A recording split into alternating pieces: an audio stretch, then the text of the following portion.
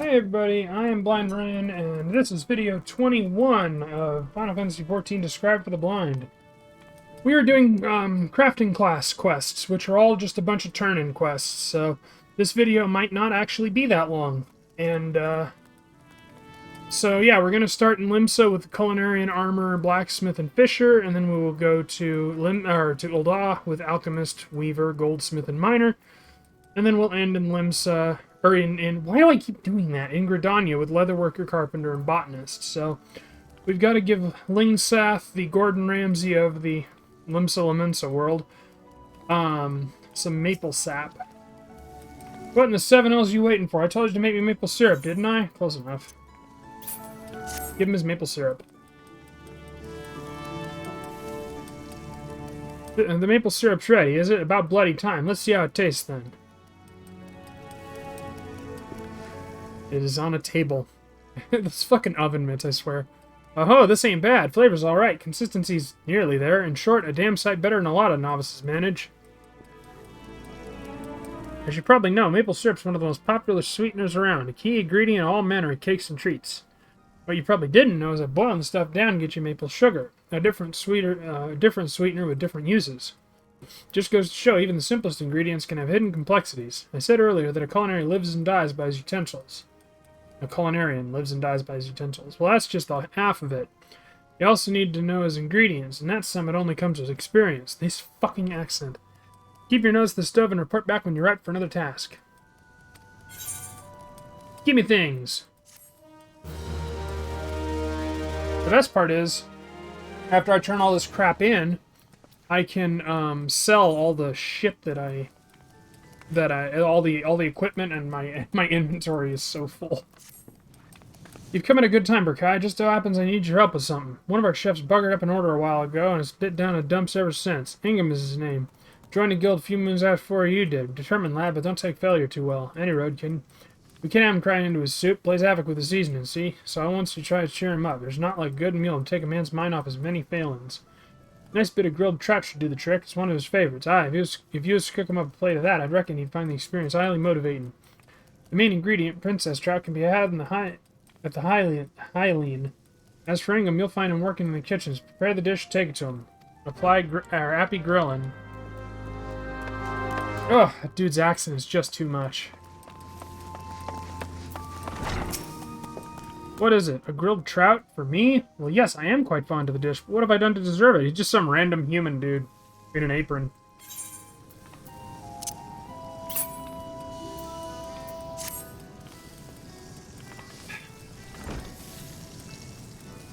The guildmaster thought it would cheer me up, you say?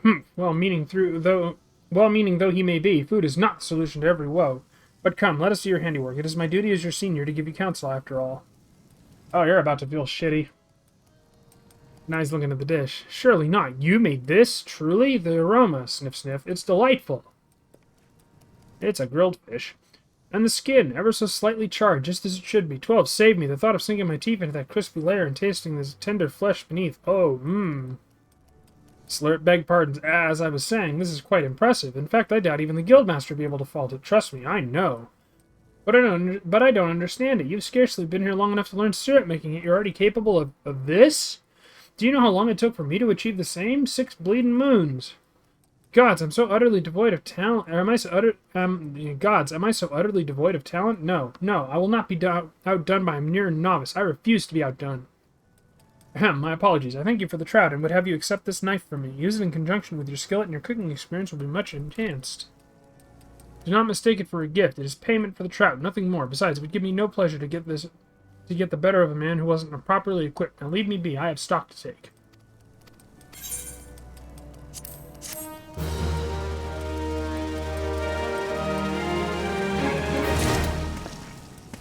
Okay. Then I'll talk to Lingsath again. Ah, Burkai, fine timing. I need your help. Remember Ingham? Well, your grilled trout did wonders for his motivation. Lad's been working his arse off ever since. Any road, I thought I'd give him a chance to prove himself with a big order for delivery, but it looks like he might have bit off more than he can chew. Everything he's made to be satisfaction. The problem being, he's not me.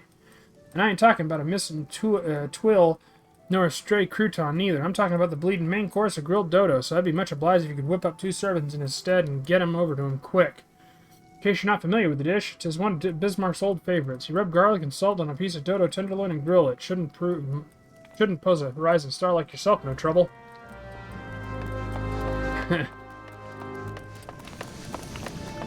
Like I said, this may not take very long. But with that said, I've got 11 other classes to do, or 10 other classes to do, so... What is it now? The Guildmaster has entrusted me with the preparation of a sizable order, so if you don't mind, I shall get back to work.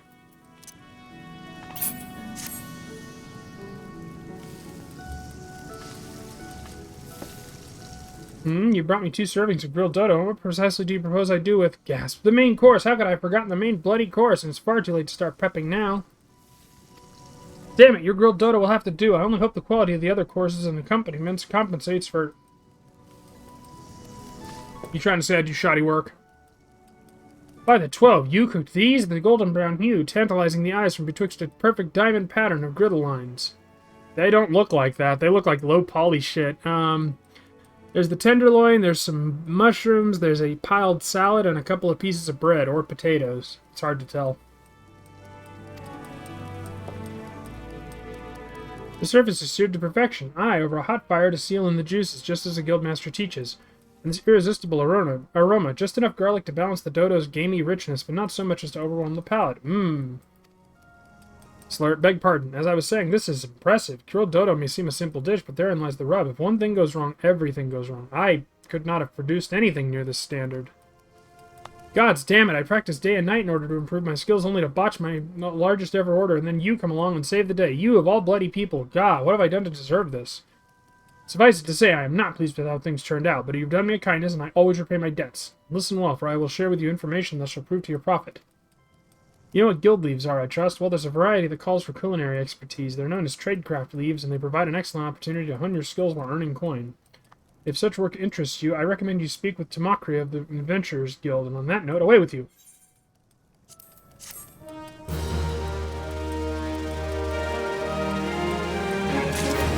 Yeah, apparently fuck you too.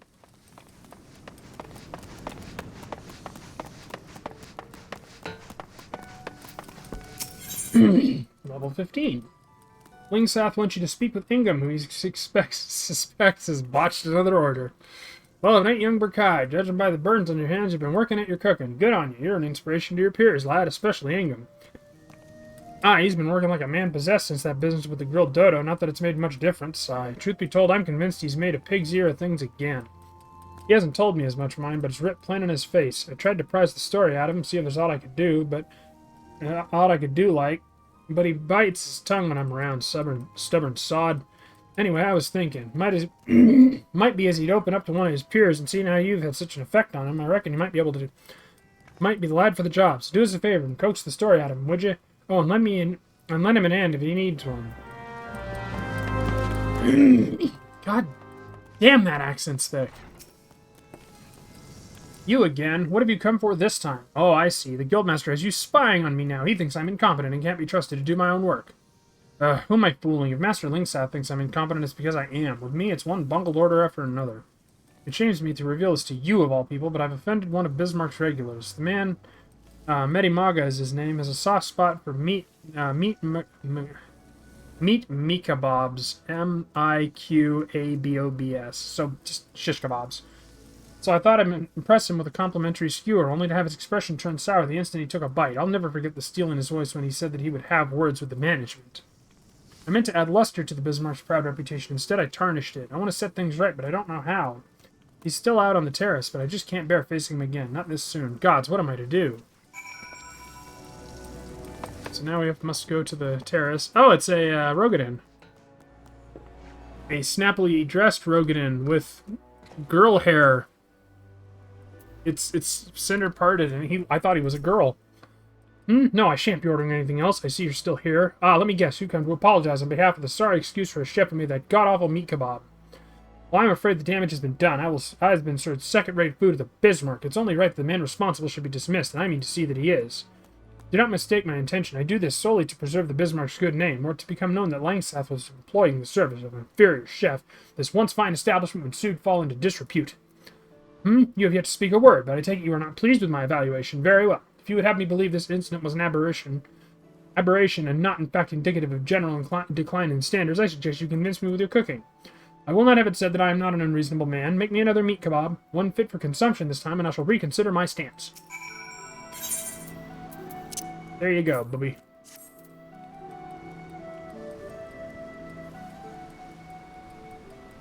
God, he looks like a girl. It's his face. It's too smooth. And his hair is too girly. Ah, here it is, finally. Unless you have any objections, I shall sample it in your kitchen. That way I can treat Langsat to my opinion while the flavor is still fresh upon my palate. Well, it would seem you have made amends for your fellow chef's failure. They're shish kebabs. This is as moist and flavorful a meat kebab as I have ever tasted, and I've tasted more than I can count. As a matter of fact, I consider myself something of a connoisseur of the dish and know more than a little about preparation. Would you like me to tell you what I think your colleague did? First of all, in his eagerness to seal in the meat's moisture, he left it searing for far too long, producing something akin to charcoal. Not so with your dodo. Its surface is charred just enough to be aromatic, while the middle is still moist. Second, your friend grilled all the ingredients together, even though tomato and paprika require far less time over the fire than meat. To your credit, you did not fall into this trap. Last but not least, your friend was too heavy on the salt. Those with underdeveloped palates may beg to differ, but it is the harmony of sweet, sour, and salty that makes a meat kebab. And yours, my friend, struck the perfect balance. Which brings me to my conclusion. I was wrong to assume that the quality of your colleague's dish was indicative of a general decline of standards. It would seem that Bismarck's reputation is in no immediate danger. Thus reassured, I shall forget about the incident. Master Lingsath has done well to train such a capable culinarian. I pray you continue honing your skills under his tutelage. Yeah, this is my attempt at voices. I don't know how well I'll do. If anybody ever watches this, please let me know what you think. Back to Lingsath. Ah, Berkai, just the man I was looking for. Words always reach my ears about what you got up to while I was away.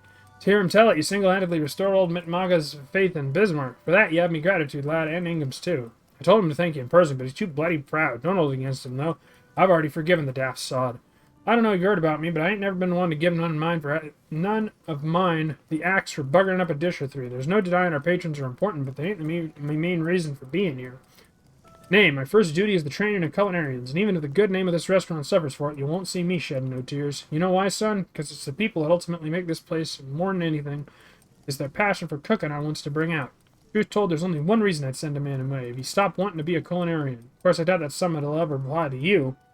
In the short time you've been here, you've already proven yourself more than capable. As long as you keep your nose to the stove, you're only going to get better. I look forward to seeing what you're capable of and tasting it for good measure.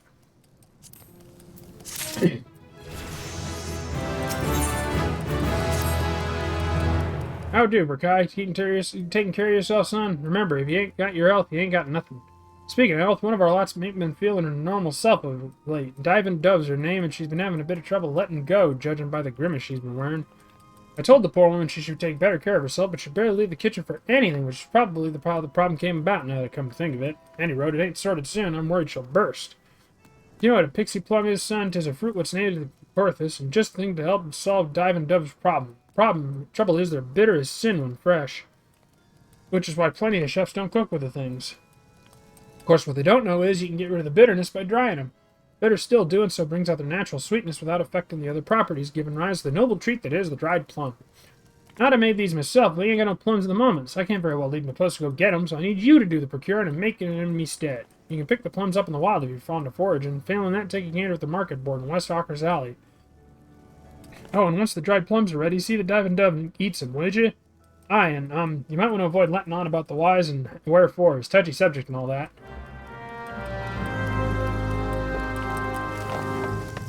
Diving Dove.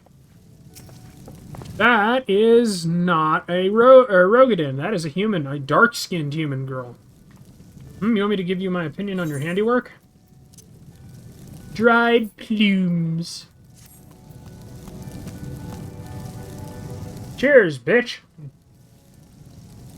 Well, my dodo won't need turning for a while, so I suppose I can spare a moment. Let's go to the upper floor.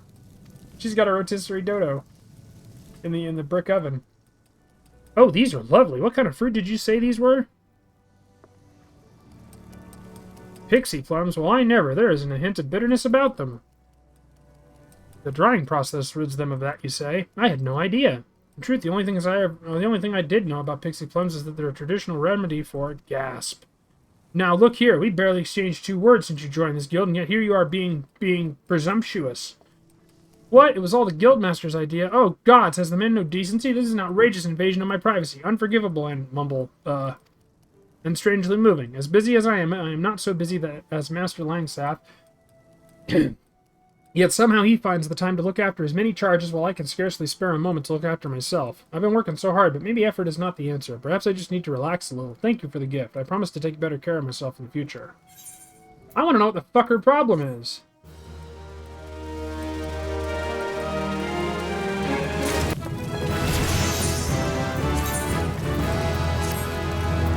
There we go. That's that done.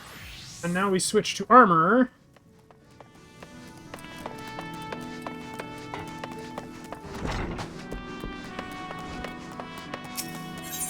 We go to the Ass Castle. 1 down, 10 to go. Now I'm depressed.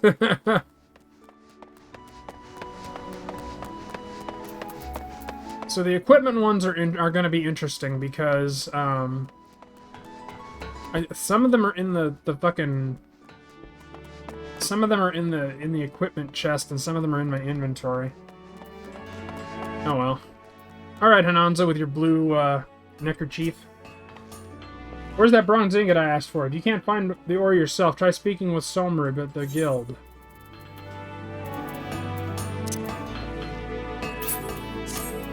Give you one of these doodads.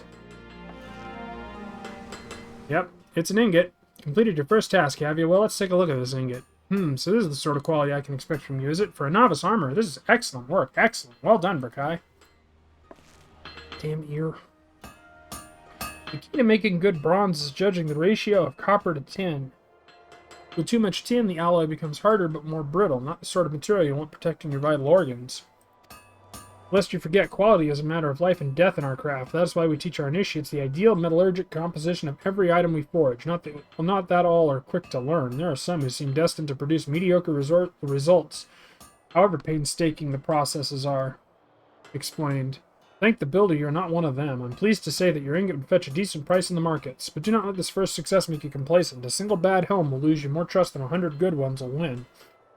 Because bad armor means dead men. It's not enough that your work be good. It must needs be consistently good. And achieving that consistency requires discipline and long hours of crafting the same item over and over, again and again. For you, this means a mountain of bronze ingots. Bronze ingots in your dreams. Bronze ingots till the process is so ingrained that you wake up and find your pillow is an ingot you made in your sleep.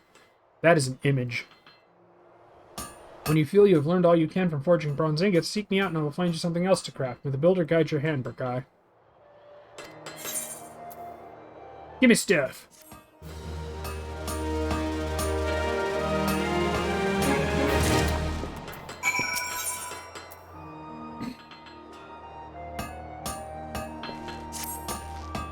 Berkai, I take it you are now intimate with every aspect of the bronze ingots production. Good, that you can assist us in a pressing matter. It seems one of our younger members, Swithin, accepted an order in which he would struggle to fulfill in thrice the time he promised.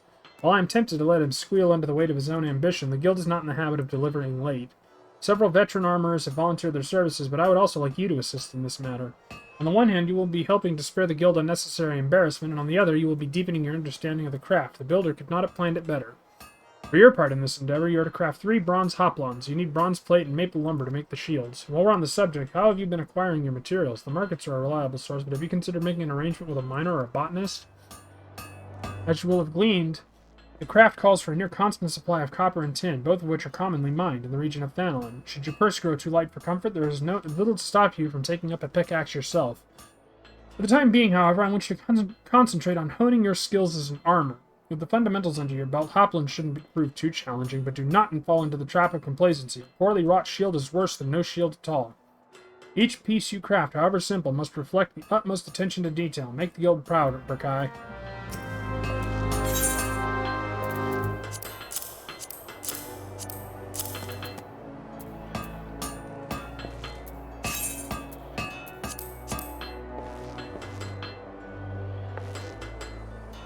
And there they are. A round bronze shield. Impressive. You have managed to balance the conflicting requirements of sturdiness and portability, much as you balanced hardness and malleability in your first task. Bronze plate is securely fitted and should weather the most vicious blows without becoming dislodged. And importantly, your work was swift and sure. Many an armor has lost the sale due to late delivery, and rightfully so. A customer's need for armor is invariably pressing, and its absence is like to be sorely felt. Given the stakes, a reputation for reliability can mean handsome profits, especially at a time when the Maelstrom is seeking armorers to outfit its ever-expanding ranks. It is all we can do to keep pace with the Grand Company's order for equipment, and that's why every member of our guild must support the next, much as the warriors of Eld supported their fellows in the phalanx with their shields. Though you have but recently begun your training, a man of your natural talents belong on the front lines. I think the time has come for you to learn the use of another weapon in the armorer's arsenal. Specifically pliers. Take this pair and try using them in combination with your hammer. It will feel strange at first, but persist and you will find that your work proceeds a damn sight more smoothly. When you think you've mastered the pliers, I want to see the results of your dedication. Until then, Burkai. Certain gear, blah blah blah. I've done all this shit.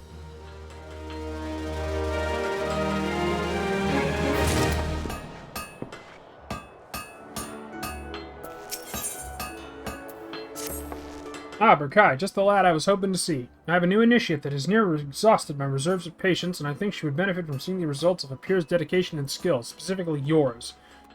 Her name is Grenay, and build her help me, she is the most distracted, fumble-fingered craftswoman to ever lift a hammer.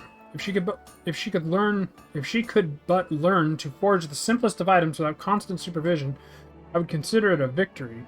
It is unfortunate that Barago did not see fit to invest all of my armors with your innate talents, but I suppose we must all start somewhere, and if I abandoned every initiate that was slow to grasp a technique, our guild would have a grand total of what, 9 members, mayhap 10? I jest, but 'twould be few enough for our clients in the Maelstrom to have to share breastplates. So what say you, Burkai? You need only craft a dozen sheets of bronze plate to supplement our own. When they are ready, I want you to deliver them to the last in person. Mayhap your example will inspire her to take more care with her work. Oh, it's a human girl. Oh, you must be Burkai. The guildmaster told me to be. Wait, where did I put my hammer? Ah, there it is. Sorry, what were you saying? Right, yes, I would be most grateful for the extra sheets of bronze plate.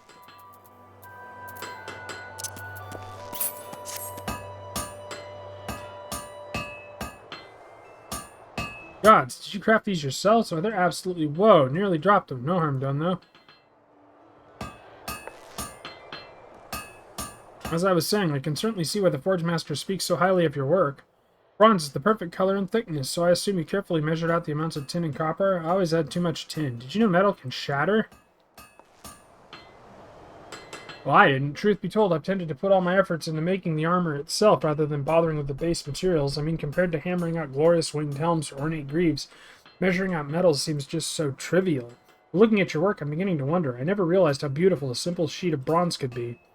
With materials like this, just imagine the sturdy, shiny suits of armor one might create. It seems I've been putting the cart before the chocobo. From this moment onward, I swear to focus all my attention and care on the task at hand. Even if the task at hand is forging bronze ingots.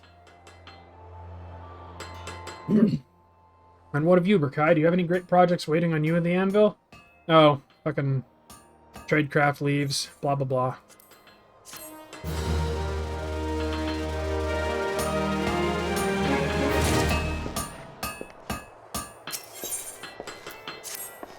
Where have you been, Burkai? There's work to be done. I need you to speak with another novice, a lass by the name of Derstuida. I was due a barbute and a buckler from her a few bells ago, but I find myself standing here with nary a nose guard. Lest you wonder, Derstuida is nothing like Grenade. She's as dedicated to the craft as you are, and I've never known her to miss a delivery. Something must be amiss, and I need to find out what.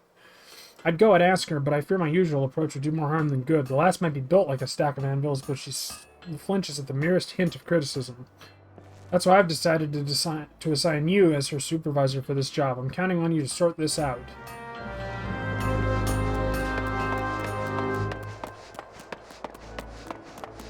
Yep, it's a Roganan woman. A pleasure to meet you, sir. I'm sorry the Forge Master had to interrupt your work so that you might assist me with mine. I do hope you're not angry. I don't know if I could endure another dressing down. As pathetic as it sounds, that's actually the reason my delivery is late. I just can't bring myself to work. I'm sorry. I should start from the beginning. A short while ago, I received a visit from an armorer by the name of Blunsteer. He's one of the old guard, a true veteran of the guild, but after a single glance at the armor I made, he yelled that my work wasn't fit to cover a kobold's ass. Now I can't banish the scene from my mind, his face twisted in anger, those scornful words. Am I truly so talentless? The shame, it paralyzes me. If he had explained the flaws in my work, I might endeavor to correct them, but I couldn't bring myself to speak to him, or anyone else for that matter, not until now. Might you speak with him on my behalf? I would know the reason behind this reprimand. What time is it? Why, it is apparently fuck you o'clock.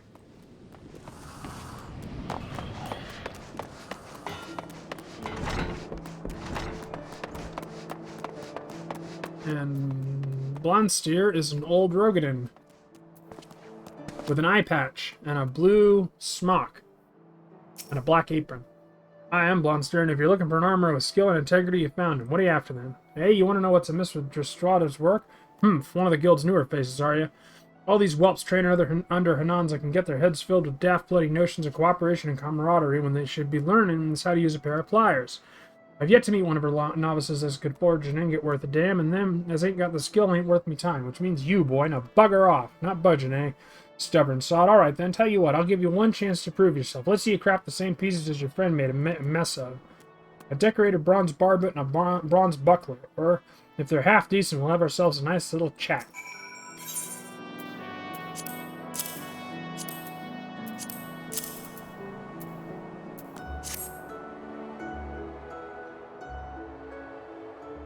Oh, he's got a beard. And he's got a fucking side shave. Oh god, he looks ridiculous. Back at last, Arya, I was beginning to think you'd crawled off to Old Da to buy the damn things from a back alley peddler, which you can do and does work. Anyway, let's have a look, shall we?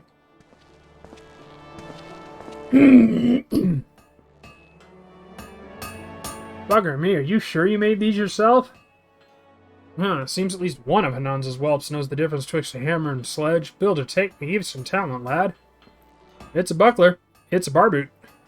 This barbet well shows the character of your work, precise and uncompromising, as it should be. And you've realized that forging an elm ain't a matter of slapping a few molded sheets of bronze together. Nice. And your buckler's just as good. Small and light, but a damn sight sturdier than shields twice the size. Didn't expect to be saying this, but I'm impressed. With this level of quality and polish, you can make a tidy living for yourself as an artisan. But you're the exception as proves the rule, lad. Fact is, the other odd novices ain't fit to lick your boots, Drstrada included, so you tell her this from me. If you've the time to wallow in wounded tears, you've the time to examine your own mistakes. There's no room in this world for craftsmen as can't criticize their own handiwork, so you learn how to gauge your failings and correct them or hang up your bloody hammer.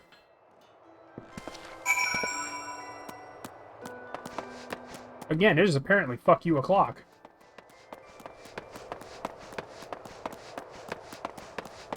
Got me running around the outside of this fucking place.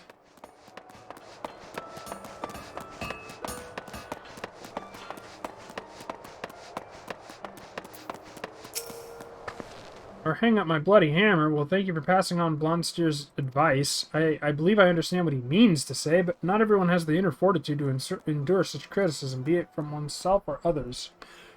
If such strength is required to master the armorer's art, then mayhap I have mistaken my calling. I joined the guild with the dream of following in Hananza's footsteps, but I see now that was folly. I shall have to think long and hard about my aspirations. Please convey my apologies to the forge master for the delay. She's gonna blow a fucking gasket. Ah, so it was Blunsteer that caused this mess. That old bastard always did take it upon himself to weed out the weaker initiates. We're not exactly on the best of terms, he and I, even after all this time. I've known him since we were naught but wide-eyed novices serving our apprenticeships under the same master. We always had our differences, but when our master retired, they became that much more stark, and when we both put ourselves forward for the role of Forge Master, the resulting contest drove a permanent wedge between us. Blunsteer's arguments are not entirely without merit, but neither is his approach the only way to train new armorers. For that damnable curmudgeon, though, it's his way or no way at all. The idea of nurturing aught less than God's given talent is anathema to him, and his ears wax deaf at the mere mention of it, but outfitting an army is the work of more than a talented few, it is the work of many hands acting in unison. I've turned a blind eye to his behavior until now, she's wearing an eye patch, but if he would threaten the unity of this guild, something must needs be done. I shall think on it. Shoot muster ways to the Casbah! How fare you, Berkai? Have you had any further dealings with Blunsteer? If so, I hope his bile has not begun to wear away at your better judgment. Lest you think me unjust, I do not dispute his skill with a hammer. I merely take issue with the lack of respect he shows to those he deems inferior. He is responsible for breaking the spirits of more than a few novice armorers, and our ranks suffer for it, but I cannot in good conscience remove his name from the guild register for all his flaws. Blondsteer's knowledge and experience would be too great a loss. Instead, I must find a way to soften the old buzzard's stance, and for that I require your assistance. He will not unfold his thoughts to me, but mayhap he will to you. Don't look so surprised. You're one of the few armorers in this place whom he wouldn't see cast out. He may possess all the charm of a rabid coral, but he does have a fine eye for talent and appreciation for well-crafted goods. Take him one of your best iron hoplons, and I dare say he'll share his thoughts with you. Oh, but I should warn you, Somrib has informed me that we scarcely have sufficient iron plate to cover our existing commissions, so you'll have to look elsewhere. Hawker's Alley will almost certainly have what you need, or there is always the option of mining it yourself. Either way, I do apologize for putting you through additional trouble. One last thing, I need you to meld materia to the finished shield. That should get the old sod's attention. Your vacant stare does not inspire confidence, Berkai. In brief, materia is the crystallized essence of a well-worn piece of equipment. Such crystals are attached to other gear to enhance various properties. If you'd know more, you should consider paying Mutamix a visit in his camp in Central Thanalon. We already did that. We did that off-stream because it's all crafty shit. He will teach you about the process of enhancing equipment using material. Oh, and he's a goblin. Now the shield you craft must embody all the knowledge and skill you have gained thus far. The sight of it should serve to convince Blondsteer that you are a like-minded soul and prompt him to speak to you as such. Good luck, Berkheim. The builder guides your hand.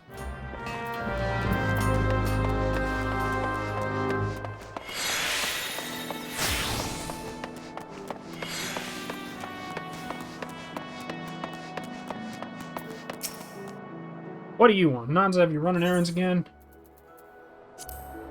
There's the Hoplon.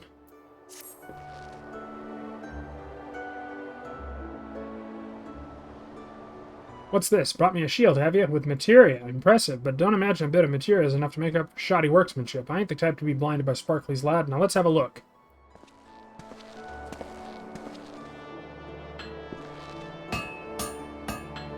Bugger me. 'Tis when they make the step up from bronze to iron that the weaker craftsmen start to show their limitations. The metal being a damn sight harder to shape, all manners of flaws creep into their work. But there ain't a single bleeding one in this shield. Your hammer blows were steady and measured.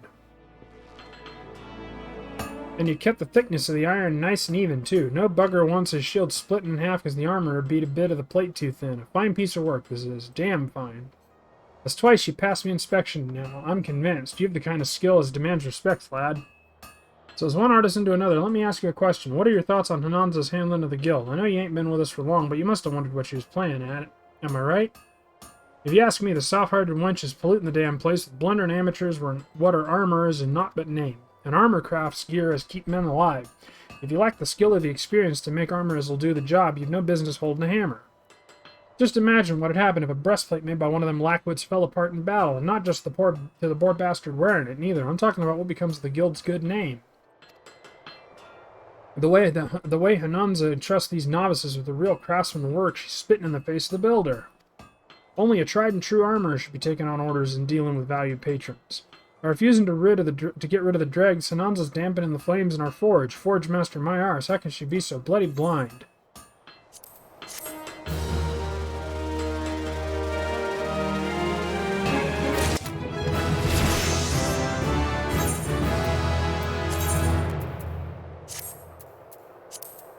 There we go. Now we switch to blacksmith.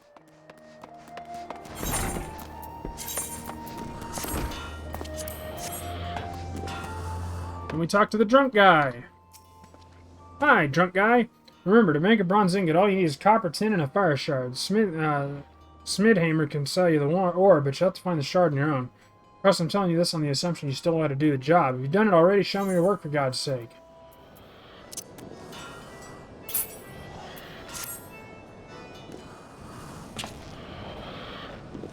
You're alright, lad. Better than that, even. Sure you ain't done this before?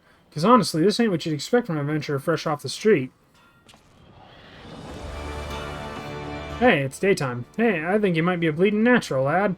Takes the right balance of metals to produce bronze suitable for weapons and tools, but this ingot you made me, it's on par with them as our veterans produce. You could take this down to Hawker's Alley and find a buyer in no time. Virago's watching over you, I've no doubt about it. You got talent, lad, but don't let that go to your head. I've seen plenty of folk get drunk on early success only to puke their guts up later because they forgot their talents worth bugger all without hard work and dedication. So I tell you what, keep it simple for now, lad. Practice the fundamentals till you can smelt bronze in your sleep, and when you gain the kind of confidence that only comes from experience, come back and I'll teach you something new. It's a theme!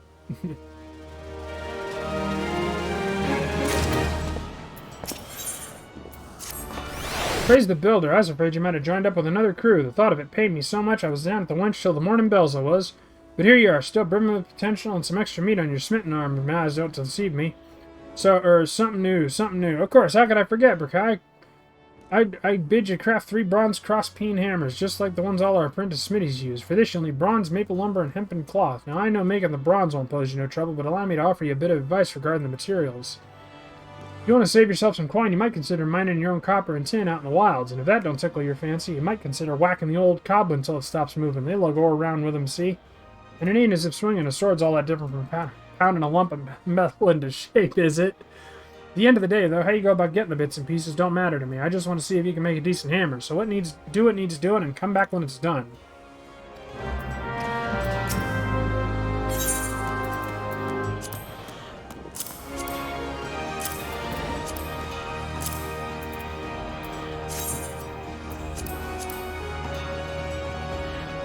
Hammers, hammers, hammers. Yep, those are hammers. Seems last time weren't no fluke. This is some impressive work, lad. Now, a layman might look at this and think you just stuck a piece of bronze on a maple stick, but you done a damn sight more than that, whether you know it or not. The hammer's a tool, after all. The head's got to grip the shaft for tens of thousands of strikes. What's more, when a smithy's pounding a red-hot piece of metal, his hammer takes up some of the heat and swells a touch, which ain't a problem unless it's a poorly made piece of shit. Take it from me, lad, there's few things more embarrassing than flinging a glowing hammerhead over your shoulder straight into the eye of your newest apprentice, even if he did eventually get his sight back. But I reckon your hammers won't lead to any innocence like that. In short, I'm happy with what you've done. Now, I'll spare us both the don't rest on your laurels speech if it's all the same to you. Stating the bleeding obvious is best done with a drink in your hand, I find. Well done, any road. Here, you'll be needing this. The hammer will suffice for simple smithing, but complex jobs call for a more delicate touch, which is what a file gives you.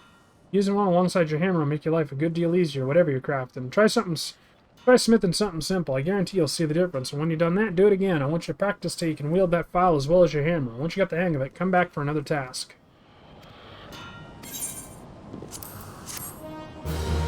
Do stuff. Stuff done.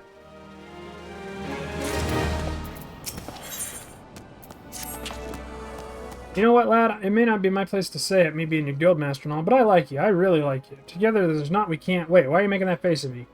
No, I didn't mean it like that. You're the most promising people I've had in God knows how long is all. I was just waxing sentimental for a moment. You can't honestly tell me you don't get a bit emotional when you bid out the night before, and forget it. Been working hard, have you? I can tell, but this is just the beginning, lad. You see, the art of blacksmithing is deeper than the deepest ocean, and if you plan on getting to the bottom of it, you'll need to think? No, that's no good. All right, how about this? If you mean to set sail for the faraway land of smithing mastery, you mustn't try to make the journey in a dinghy.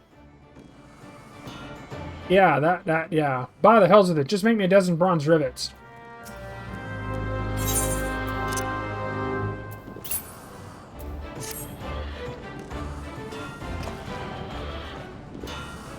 Praise the builder, you've done it again. These rivets are perfect. They're big nails. But don't take that to mean they're special, because they ain't. You see, rivets have got to be perfect, and I'll tell you for why. If you're pounding something and the hammer breaks, you can just grab a new one, but it's a whole other story when your rivets fail. Ever seen an airship, lad? Marvelous things they are, but bloody complicated. Now imagine you're a dozen malms above Limsa and your fancy flying boat starts springing rivets. Might be as it's from the engine, might be from the hull, don't make no difference. Whichever it is, you're royally buggered. If I was on that airship, lad, taking in the gorgeous view as the confounded contraption tumbled down to the earth below, I'd be cursing them rivets with all me art. Aye, and the half-assed bastard has shat 'em out, too. And you wouldn't want that on your conscience, would you? Which is why you always make quality products which stand the test of time. To help you learn the importance of quality, I want you to try smithing for paying customers. Leaves. Blah, blah, blah. Leaves. Don't care.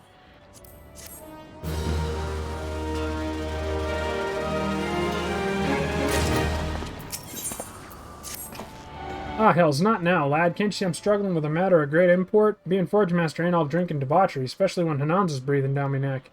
We're a business, she says. It's our job to ensure Naldeacon Vimelli stays profitable or some such bollocks. To which I say, now look here, you greedy shrew.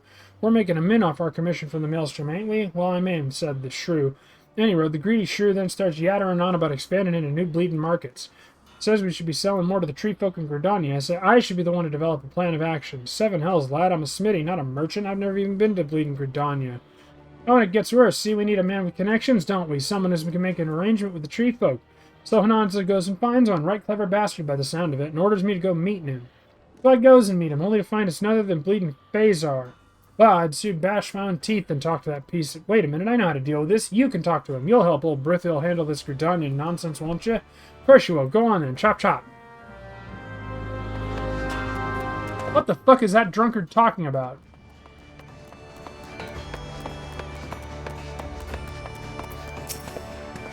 It's Orogadin wearing goggles, and he's got a beard, and he's got a center-parted hair.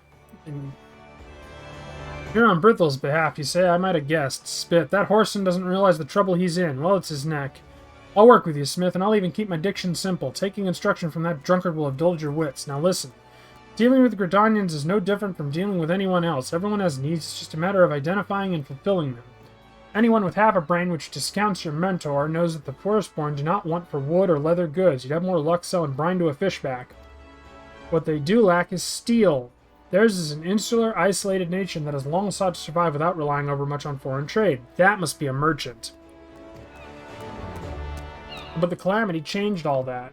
Half a decade on, with no end to the rebuilding in sight, they have been forced to open their gates to adventurers, and where there are adventurers, there's a demand for weapons and armor. Quality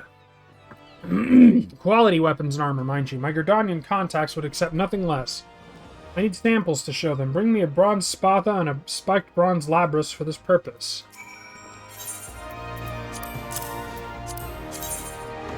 Whoops.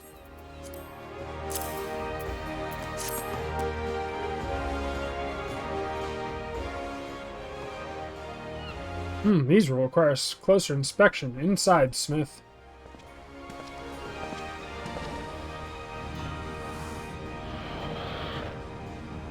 You made these weapons? I must confess the quality is quite good. It's a very thick short sword and a double-bladed axe. I thought you know more than Brithil's errand boy, but it seems I was wrong. Only a true smith could have made these pieces.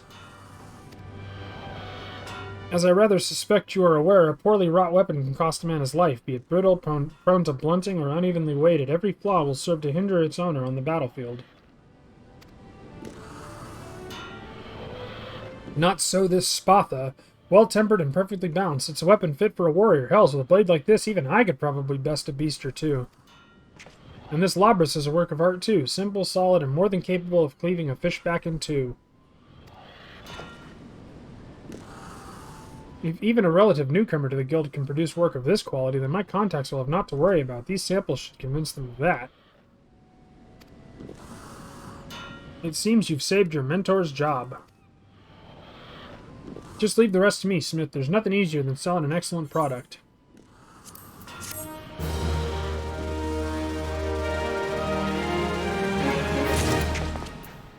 Well, that's nice.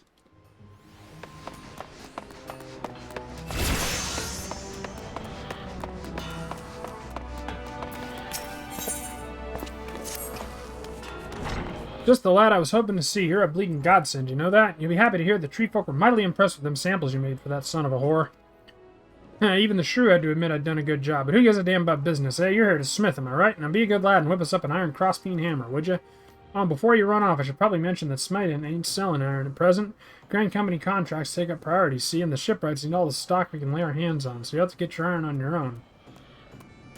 I'd sooner go to Hawker's Alley myself, but then it ain't my coin. And one more thing, I don't just want any iron crossbeam hammer, I want one melded with materia. You know what materia is, don't you? It's like, or say I got an apron I've been using for years and years, and it's got all soaked through with sweat, but instead of just sweat, it's taken on a bit of meat or spiritual essence or something. Well, that essence can be pulled out and turned into stuff called materia, which is sort of like crystal you can attach to gear to make it stronger and so on. Needless to say, I don't much know how materia works, but there's supposed to be a gobby who does. Name's Mutamix, if memory serves, and he's got a camp out in Thanlon. Track him down if you need some guidance.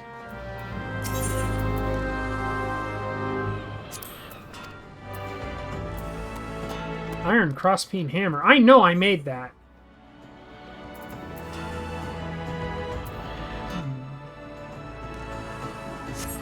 Did I miss one?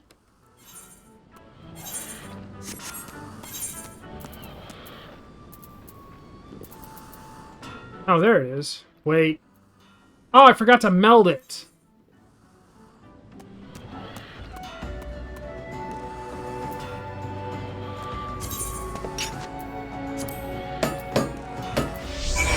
There we go. I knew I forgot something. I always forget something. Got that hammer for me yet? Don't forget, she needs a piece of material stuck to her as well.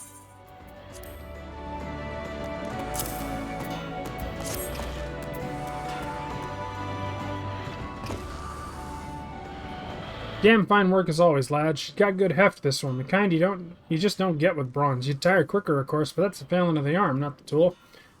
And even after you work up a sweat, I reckon her cotton-wrapped grip would keep her firmly in your hand, where she belongs. Ah. It's common for smithies to make their own tools, you know. There's no better way of getting just what you want. See, assuming you're half decent. I, for one, have always made my own. Bugger me, though. I'm starting to wish I'd asked you for 2 of these so I could keep one for myself. You really should let me buy you a drink sometime, lad. You've done a lot for me, and I don't want you to think me ungrateful. In fact, I'm wondering if we oughtn't put your skills on display more prominently. Really show our potential customers what the guild has to offer. No need to fret about that for the time being, though. You just keep hammering away, alright? Take it from me, lad. You'll do your best work when your only concerns are the hammer in your hand and the vision in your head. Virgo's blessing be upon you.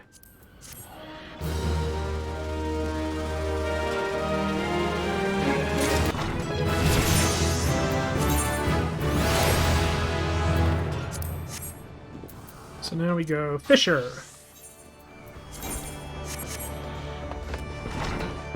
Fishing was a fucking pain in the ass to get done, but I got it done. So now we go down to Fisherman's Buttocks and talk to Sissy Poo.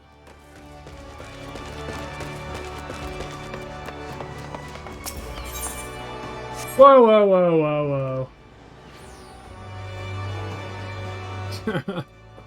That fucking hairstyle, Jesus Christ. Alright. Aw, hey, booby! Hang on, gotta do something. Alright. I'm back. Damn, that fucker snuck up on me. Did not expect that. Anyway. Needed to give Chippy a hug. Have I taken my inhaler for today? I did not. Well, I'll knock that out real quickly.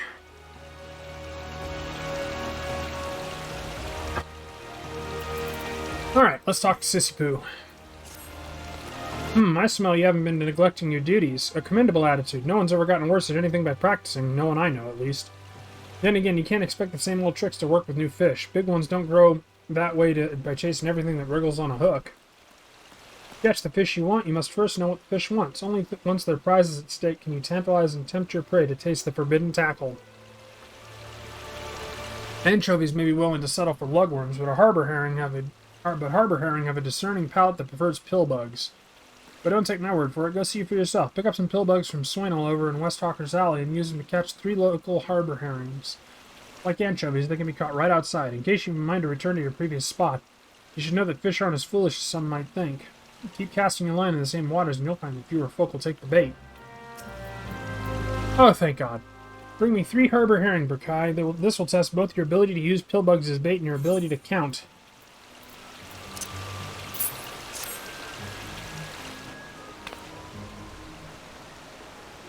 There's nothing better than salted harbor herring, save perhaps fried harbor herring, or grilled. No, definitely salted. You know, in the yesteryears of my youth, I used to use every fish I yanked out to yield a bigger one. A good gamble until the game got gargantuan. I guess I got greedy. Hey, it's Wawalago. Where did you... Well, sometimes it's best to just throw back the big ones. Good gods, what's a guildmaster got to do to garner a grain of gratitude? Acting responsible would be a start. Respectable, I sailed the seas and snared everything that swam in them. And that would be an accomplishment if by everything that swam in them you meant fish and not lady divers. All you ever brought back were stories about carousing with trollops. He dances. But chauvinism is just a red herring. The harbor herring are what's important, namely the lesson of thinking from the perspective of the fish when selecting bait. In that regard, I can say you truly have the mind of a fish, so here is a treat. Some of it might seem like gibberish at first, but as you make observations and jot down notes, eventually all of it will be gibberish. It'll take some time to study up, but be careful. Try not to fry your fish brain. You'll need it for the next lesson.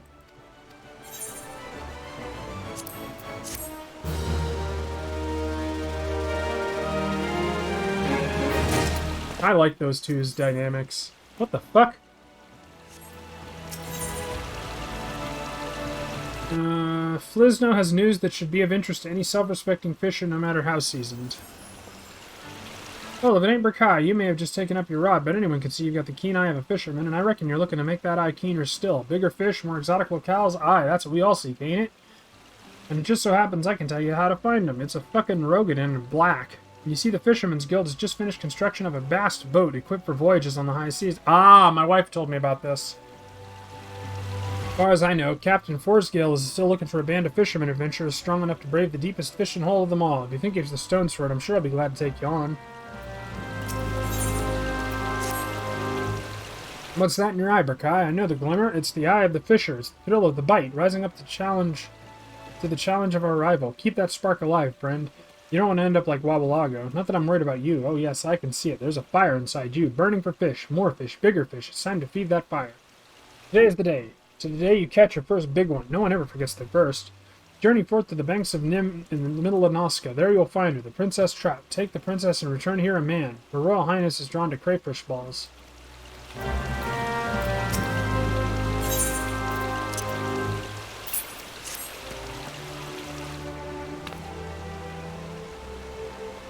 Depending on your perspective, you either rescued or abducted the princess.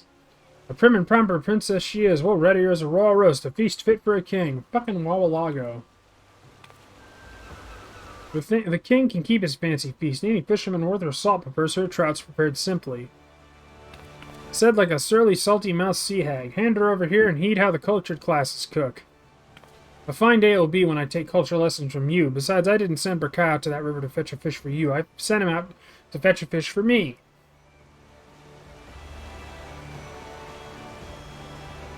Are they a married couple? Ahem, for my lesson, that is. Yes, of course, that was the purpose of the expedition.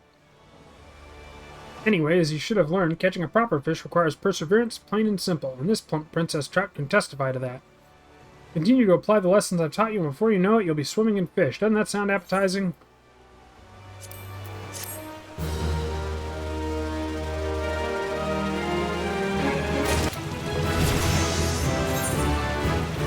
I'm running out of room!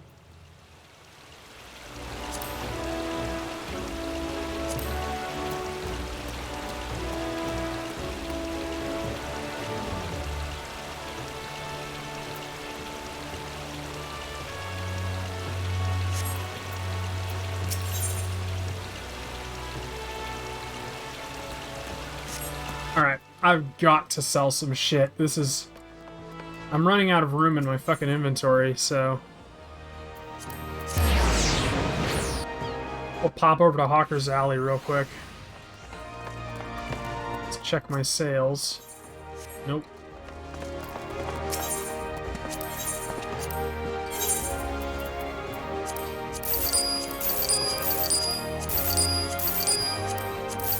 Whoa, whoa, whoa, whoa, whoa.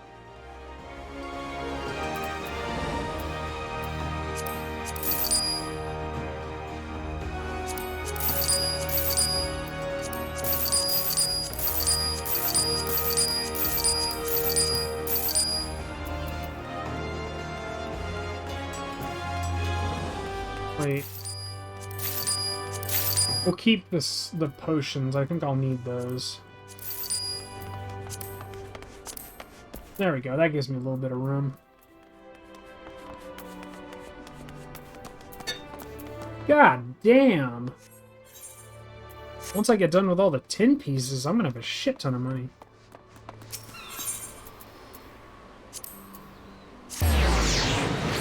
Alright, back to the Fisherman's Guild. So I finally got room.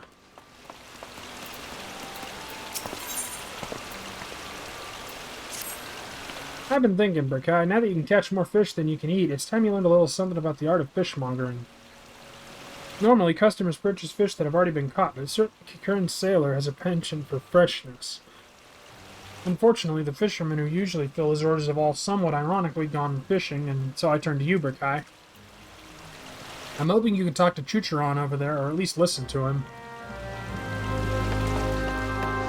It's a Kikern. It's a rat man. Chucharon the sailor sail the seas. You the fisherman fish the fish. Looking out as lookout, Chucharon spots spots in water. Jumping silver fish, jump flashing silver flashes. Chucharon wish to taste silver fish taste. Chucharon pay good silver. You fish 5 good silver fish.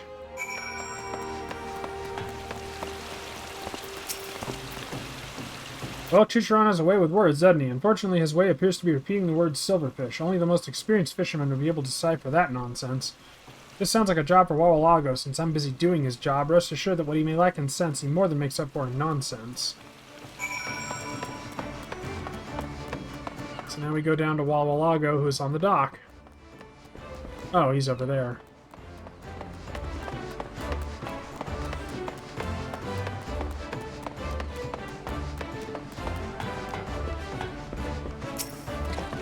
Since when is it civil to sneak up and scare your seniors? I suddenly suspected Sisipu sent you to slit my stomach. That woman's well aware of my weakness. If she's going to shout about the way I shove down shrimp, she should know better than to leave them showing on the shelf. Or is that not why you're here? Setting aside, I'll bet you shells to shellfish I know what the Kikern spied. If it was silvered and sauntered while skimming the sea, I'm somewhat certain he saw a navigator's dagger.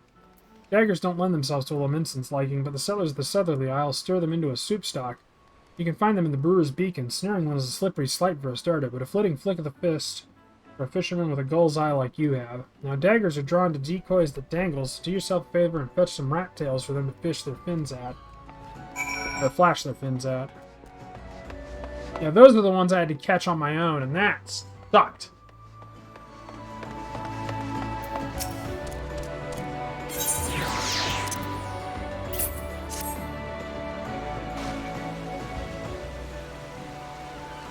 The shiny shine, the smelly smell. Cannot wait to tasty taste. Oh, it looks like we found the fish you were after. You find. Maybe Chucharon season with season, or smoke with smoke. Maybe grill on grill. Many cooking options for cook. My, you're actually putting a great deal of thought into this. Aha, Chucharon gifted to feast on feast gift. Best Chucharon regard you with Chucharon's best regards. We're always grateful for your patronage, Chucharon.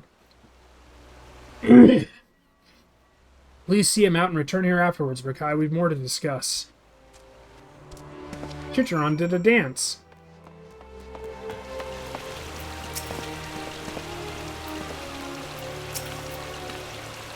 Phew, I'm glad you're able to handle that sudden request. So many of these freeloading fishermen can't be bothered to stay ashore for more than a day at a time. You, on the other hand, have proven far more reliable. I can think of at least one Kikern who'd agree. Now that you've seen how rewarding fishmongering can be, I hope you'll take the initiative and try it for yourself.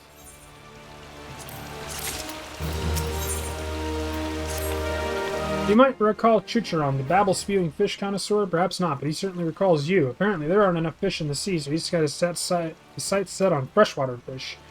He even tried catching them himself, though that's proved problematic so far. While Kikern possess a healthy appetite for fish, they lack the necessary patience and often end up eating their own bait. The problem is a relatively straightforward solution, employing a lure in the place of live bait. Unfortunately, this straightforward solution requires a roundabout demonstration, as Chucharon does not readily accept the concept of an edible bait.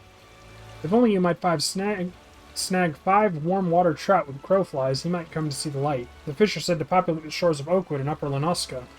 Though I can't say I've been recently, I consider it inauspicious to cast one's line under the watchful gaze of a giant sea serpent.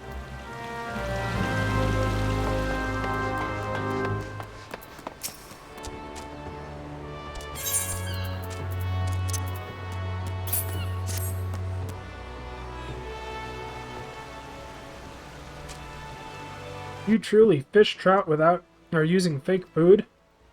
Indeed, for all the fish know, the lure might as well be live. Berkai skillfully used them to catch these tasty tasties. You see, Chucharon, deception lies at the heart of fishing. Yes, lies lie at the heart of fishing. Chucharon no fool. Chucharon fool fish. Precisely. Well, I trust we've managed to lure him, guide you to the path of self-sufficient fishing.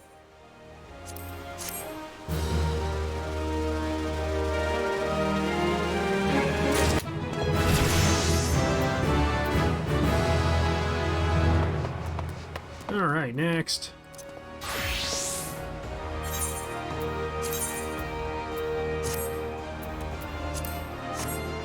I think I'm gonna do the,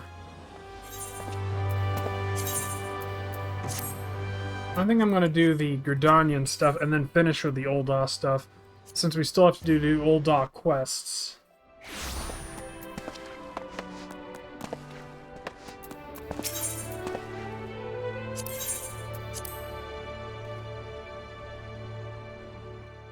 Also, I can't remember if I did all the 20 quests. I don't think I did.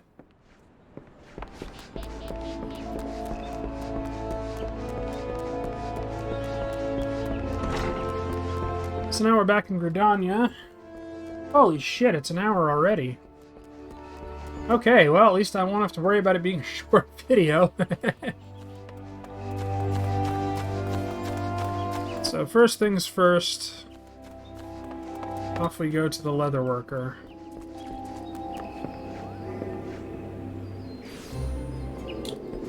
Okay, yeah, we only missed the level 20 quests. Shit. Alright, I'm back. I had to sneeze. And, check, you know, internet stuffs. Alright, to the Leatherworkers Guild over here.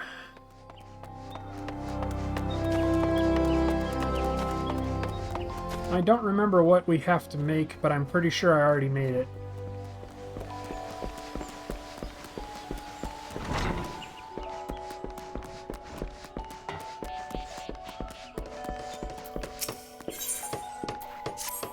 Ah, there you are, Berkai. I hope you've been working on your techniques, because I have a difficult task for you.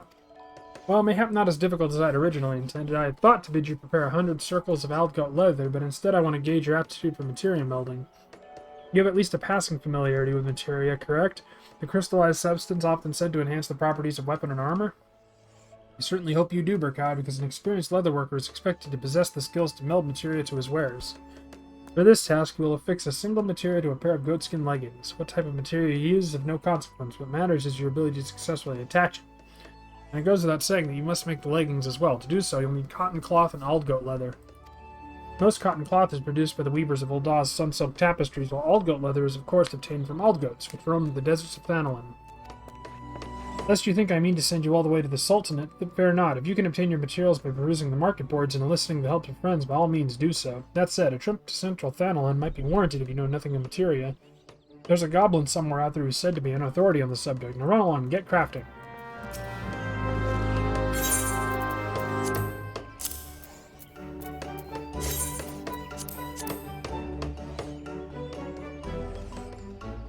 There they are, goatskin leggings. Well, they could be worse.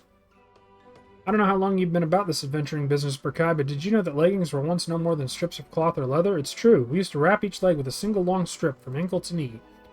Nowadays, of course, designs which extend to the thigh are far more popular. Soft, lightweight leggings like these provide the balance of protection and flexibility demanded by the woodwheelers, the gods' quiver, and adventurers like your good self.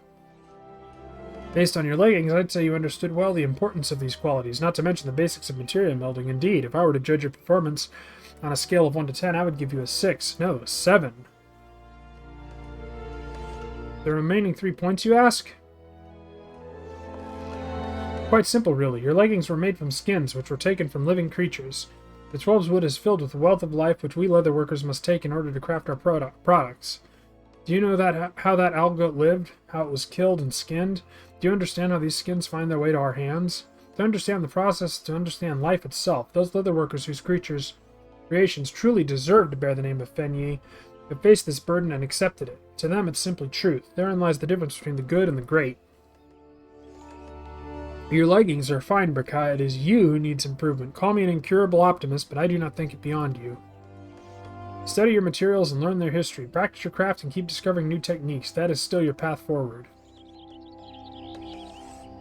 And who knows, mayhap one day I'll allow you to represent the guild in the annual exhibition and pit your skills against the finest craftsmen in all of Gridania. Of course, that day, should it ever come, is yet a long way off. Still, it is good to have a goal, no matter however distant, is it not?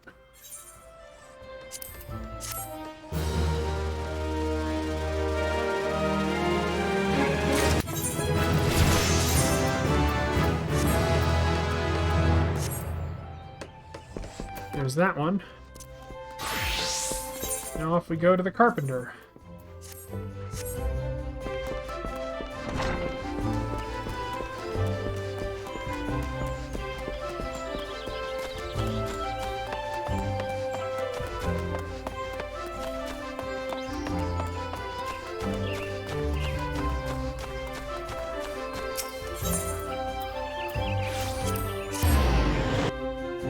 Ugh, damn it, I'll be right back. I've got to blow my nose. Alright, I'm back.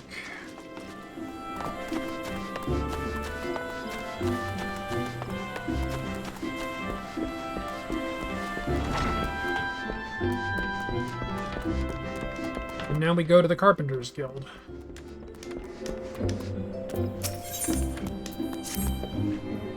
Ah, Berkai, my thoughts have turned to you lately. I trust you have honed your skills further since we last met. In that case, I have a request. Mayhap you have made iron lances before for your customers, however, you have not made them for me. As you doubtless know, my standards differ from those of others. An iron lance's design is one of elegance and simplicity, and I would see you demonstrate your understanding of those qualities through your work.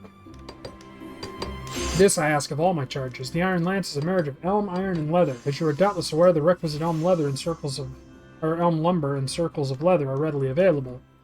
Iron ingots, however, are much rarer, as they are forged by the smiths of Limsa Lamensa. Procuring them will prove far more problematic.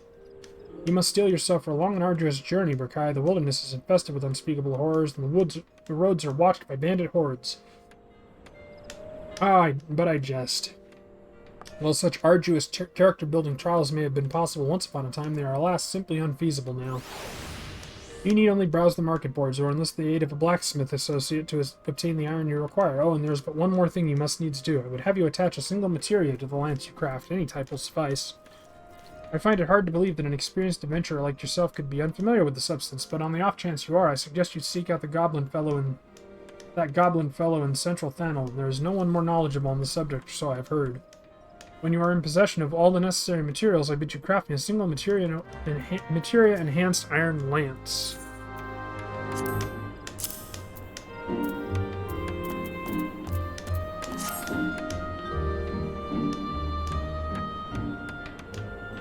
Yep, that's a lance. An iron lance. You do not disappoint, Berkai. Your lance exceeds my expectations. These formidable weapons were originally intended for use by the Ishgardian cavalry and were designed with the aim of maximizing their bearer's effectiveness on the field of battle. By utilizing the speed of his mount, a lance-wielding knight could easily deliver a devastating blow that would cripple if not outright kill, but this mode of attack placed significant strain on both the rider and his weapon. Should the latter fail, the knight would be left defenseless. Needless to say, the iron lance proved to be anything but prone to failure, eventually prompting Gridania's woodwailers to adopt it as their own. The differences between the modern Gridanian weapon and the Ishgardian original are not so substantial, amounting to little more than a smaller vamplate. Our lancers do not require the same protection as a mounted knight, you see. Fascinating, is it not, the history of our weapons carry, how they change and evolve to meet different demands? Truly, all things possess potential for growth, weapons and armor, forests and cities, and aspiring carpenters. Remember this too, Berkai. The iron lance is a marvelous weapon, not because it does not bend at the moment of impact, but because it does not break. To bend, yet not break, to endure and persevere, and finally triumph. When I gaze upon this lance, I am reminded of the singular importance of resolve, a quality I saw in you when you first joined us, and that will serve you well in the future. Whatever troubles you may face, remain resolute as an iron lance, and you will succeed.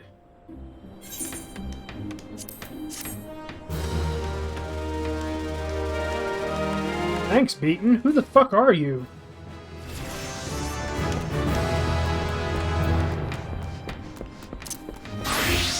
And now off we go to Botanist.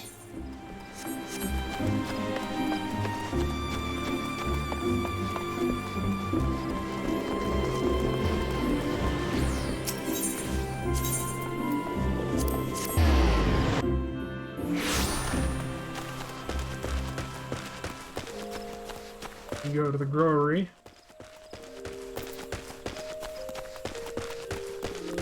And we have our level 20 quest from her. Ufucha appears to be concerned with your appearance. Good evening, Burkai. I see from the soil on your hands that you have been as diligent as ever in your botany. I am not surprised. As we develop new skills, so do our labors become more varied, and thus does our motivation grow.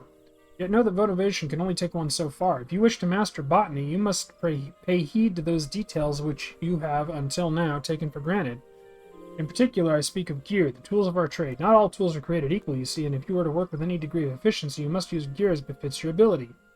Lest you misunderstand, I am not telling you to go and replace your gear. There's a more frugal way to improve your tools, and one more respectful to nature besides. Tell me, have you heard of materia?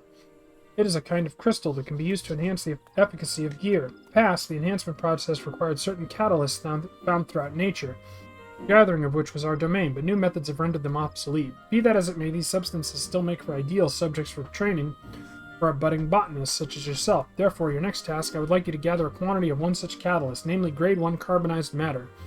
15 fragments should suffice. It used to be a full 99. Through a search of the area surrounding Aleport will certainly prove fruitful. The hamlet lies in western Lanoska, upon the Isle of Vilbrand. Once you have gathered the requisite amount, pray present the carbonized matter to Sandra, who will teach you the basics of materia. I don't care. I already know about materia. I already did this shit. Ew, Sandra's a white-haired guy. Ufucha sends you to learn about materia. You say, very well, bring me 15 fragments of grade 1 carbonized matter and we'll talk.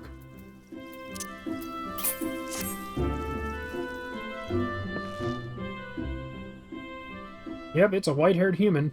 Seems Fufucha has high hopes for you. Very well, let us speak of materia. The art of crafting with materia is yet new to Eorzea. It was born to our shores by a goblin scholar named Mutamix some years ago. Put simply, the process begins with extracting materia from the old gear. This is then attached to another piece of gear, enhancing the item's properties. Mind you, it's not as if any halfwit can do the attaching. No, it takes a skilled craftsman with the necessary knowledge and experience. Now once, the process also required substances known as catalyst. The carbonized matter you've gathered is one such substance. But then they discovered a way to attach materia without the stuff, and we botanists are a little more idle for it. Such is the way of progress. And that, my friend, is materia in brief. Now I thank you not to ask me about the workings of it. That sort of scholarly stuff is beyond my fathoming. If you wish to know more, perhaps even try your hand at crafting with it, I suggest you seek out the goblin Mutamix. Instead, he has his camp at a place called the Bonfire out in the wilds of central Thanalan. Oh, and keep in mind that materia comes in a great many varieties, each granting unique benefits to the gear it's attached to. I dare say you'll lose count of all the types you come across in your adventures.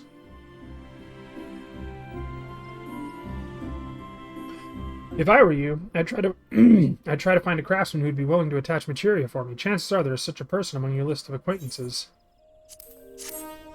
Back when needing lists of acquaintances was a thing.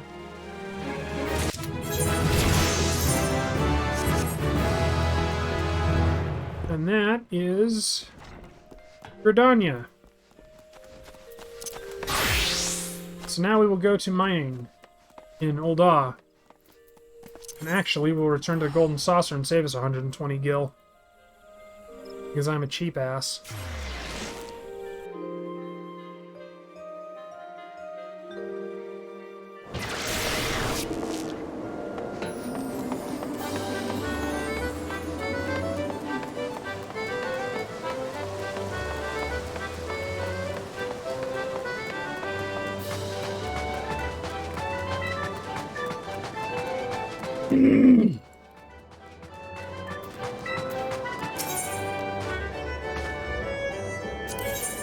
We will seek passage to Ul'dah. So my plan is to finally, after we finish this video, next video will be finally finishing the quests in Ul'dah, and then we can work on finishing rogue quests, thaumaturge, pugilist, gladiator, conjurer, archer, and lancer quests, up to 30. Mining is hustings.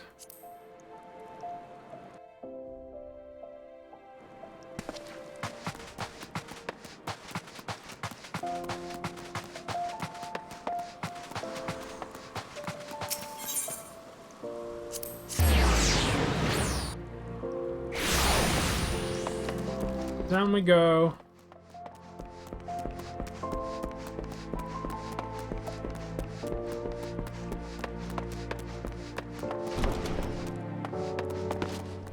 To Adalberta, the Highlander human.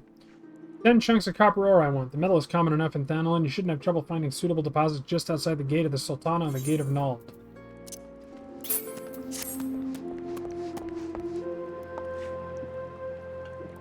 Let's see here. 10 chunks, just as I ordered. Well done, Brakai.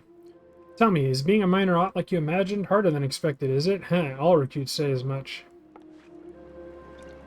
It takes a combination of knowledge, experience, and instinct to know where to dig, yet it's ultimately back-breaking labor that yields you your prize. Make no mistake, Brakai. Mining is grueling work, and you'll be dog-tired most of your waking hours, but tell me, did you not feel invigorated each time your pickaxe struck home? Did you not experience a thrill of triumph when the earth finally yielded up your prize? That is what we miners live for. You may be ripe to collapse, your face caked in weak old dirt, but the promise of discovery drives you on. The instant you find that which you have long sought, in that sparkling instant, you feel like a god among men. You made a fine start, and I would see you maintain your efforts. Practice swinging your pickaxe until your arms have learned the motions, then return here. I'll have another little task for you.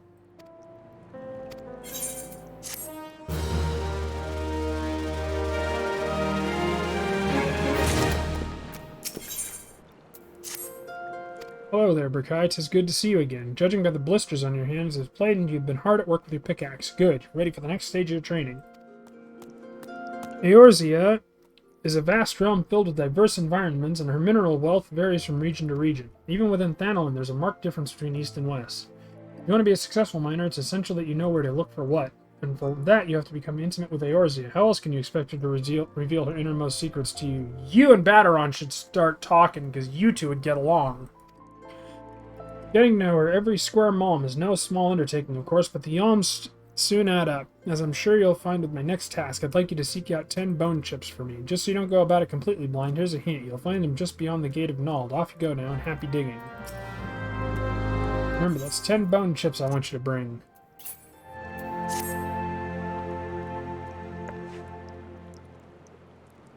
Ah yes, precisely 10 bone chips. You've done well, Brakai. No doubt you had trouble tracking these down at first, but each chip you found added to your understanding. For your efforts, you've come to know where best to search for bone chips, and so it goes for everything else we mine. Now, in addition to learning where to find materials, you should also make a point of knowing who needs them. For instance, armorers and blacksmiths are our best customers when it comes to ores, while goldsmiths would struggle to ply their trade if we didn't supply them with gold and gemstones. Oh, and I mustn't forget the alchemists. Those fellows can never have too much rock salt and cinnabar, and we often rub shoulders with them. In short, excuse me. In short, know whence it comes and whither it goes. To be sure, you still have much and more to learn, and there's no substitute for hard work. Oh, don't look so glum. Just be thankful you don't have to bleed and memorize all that information. You have a gathering log for stuff like that. Make good use of it, and you can't go wrong. That's all for now. Keep up your efforts and visit me again when you've spent more time in the wilds with pickaxe in hand. I'll have another task for you when you've perfected your swing.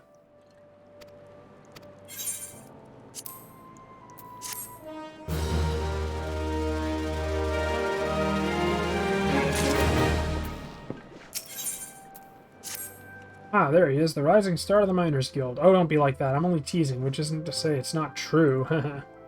The fact is, you've been working tirelessly, and you've improved more quickly than I could have hoped. Indeed, I think you're ready to handle a task in the name of the guild.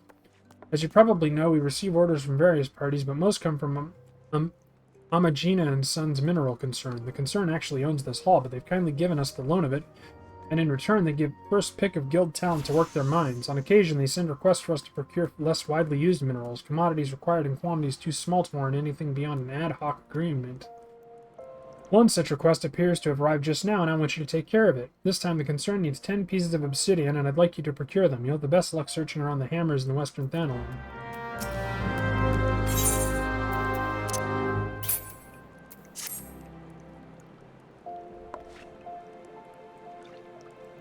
Ooh, this is some fine obsidian. The concern will be well pleased. In case you're wondering, the spoils of your labor are bound for the Colosseum. I'm told there's to be an exhibition featuring ancient arms. One of these is a maquedal, a wooden sword with shards of obsidian embedded in its edge. Before men learned to work metal, he used various kinds of stone to craft blades for his weapons. Obsidian was among the most coveted thanks to its razor-sharp edge. These days, of course, blades are commonly forged of steel, and obsidian has fallen out of favor, but there's still folk out there willing to pay good coin for it nevertheless. As an ambitious young miner, you'd do well to pay attention to such customers. Make the effort to stay abreast of demand, and your efforts will be more richly rewarded. You continue to impress with your progress, Berkai. It is past time you learned how to use a sledge. It's a secondary tool we use in conjunction with the pickaxe. Thus equipped, you'll be able to break outcrops of bedrock and get to the precious minerals within. Oh, what are you waiting for? Go and find a rocky outcrop and give that sledgehammer of yours a swing.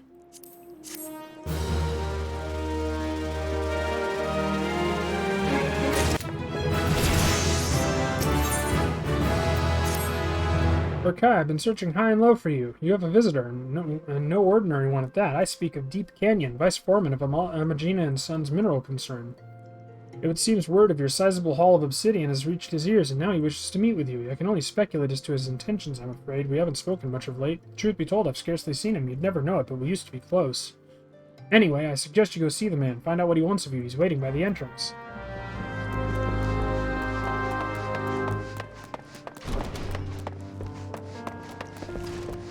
He's a white-haired Rogadan with pale red skin and goggles and a sleeveless robe. You must be Berkai Corral. I've been waiting for you. I'm Deep Canyon, vice foreman of the concern. I must say, you're not what I was expecting. I'm sure Adalberta's newest protege would be an Alamegan, like every other miner this place produces these days, but I'll wager you're from even far afield and that you're an adventurer. No offense, but in these parts, adventurers are known for being fickle buggers who break pledges like the rest of us break bread. Truth told, I've always wondered whether you lot are actually good for Ul'dah. But it seems you're not like the others. It takes more than a job in miner to deliver an order from the concern. I have a mind to assign you work, real work, but before I do, I'm obliged to test you. I want you to procure 10 ounces of cinnabar for me. Do this, and we'll talk about more lucrative undertakings. Of course, a bit of cinnabar shouldn't pose too much trouble for the guild's rising star. 'Tis but a formality. And speaking of formalities, be sure to tell the guildmaster about your little test. She's the one in charge around here, after all. I won't have it said that I'm undermining her authority. They used to be close. Dude, you're an old man.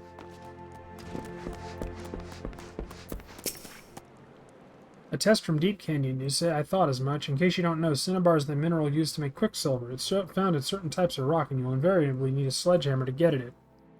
Now, I don't mean to dampen your spirits, but contrary to what you were told, cinnabar isn't easy to find. In fact, it's known to elude even experienced miners, and here you are tasked with procuring 10 ounces of this stuff. Safe to say, this test is no mere formality. I may not be able to help you dig, but I can point you in the right direction. Search just outside the Sunrise Gate. The rocky outcrops thereabout are known to the guild cinnabar. 10 ounces may sound like nothing, but take it from me, you'll have to work for every one. This is a big task, Berkai, but I believe you're equal to it.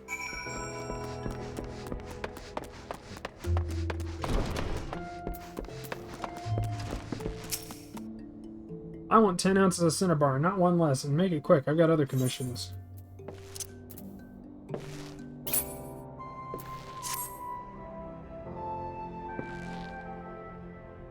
It's copper sand. Well, the full amount. Congratulations, Berkai. You passed the test. Seems you've got even more potential than I've been led to believe. This guild's no place for a lad of your talent. I'd make you my personal assistant, but sadly for you, the position's not open to adventurers. Why? Because the concern only employs those whose roots have been firmly planted in Ul'dah. Our nation owes much to the prosperity of the mine and trade, but more and more we see outsiders growing fat off the knowledge of our forebears. Oh, I know full well there's decent foreigners out there who give as much as they get, yourself for one, but ultimately what belongs to Ul'dah should stay in Ul'dah hands. Of course, the current guildmaster doesn't share our way of thinking, which is something I dare say we'll need to see about correcting before long. It might be business is good, but 'tis better to be short-handed than to watch outsiders make off with our wealth. But we were talking about you, Berkai. You've proven yourself capable, and the concern will have more work for you in the coming days. Depend on it. Before I go, here's some free advice. Pay more attention to your gear. What you wear and wield affects how well you work. Even a decent pair of gloves can make a world of difference. Take my word for it. These things cost money, 'tis true, but what's the price of a pair of gloves compared to the untold wealth that lies out there waiting to be dug up? Bugger all, that's what. And on that note, I'll be off. I don't doubt we'll meet again soon, assuming you stick with the trade long enough, that is.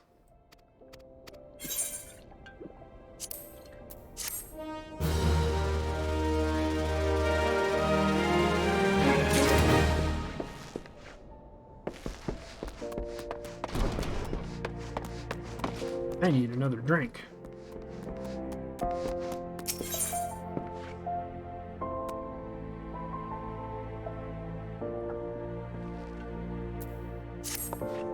Ah, Berkai, I hear you passed the Vice Foreman's test. Very good. I never doubted you'd manage it, but I'm proud of you all the same. Tell me, did Deep Canyon have any words of advice for you by any chance? I see. In case you're wondering, the Vice Foreman used to be a miner himself. More than that, he used to be my mentor. My father was a miner too, but he died in a cave-in when I was but a child. The guild's been as a home to me ever since, and it's members of my family. I grew up here, watching girls sing and dance on that very stage. I even joined them for a while. It seemed the best way to please my adopted family. I didn't want to become a miner back then, you see. After what happened to my father, I could scarcely face the thought of spending a moment underground, never mind a lifetime. Not that the stage suited me much better. Which left what exactly? Having been surrounded by miners for as long as I could remember, I began to wonder if I truly belonged among them.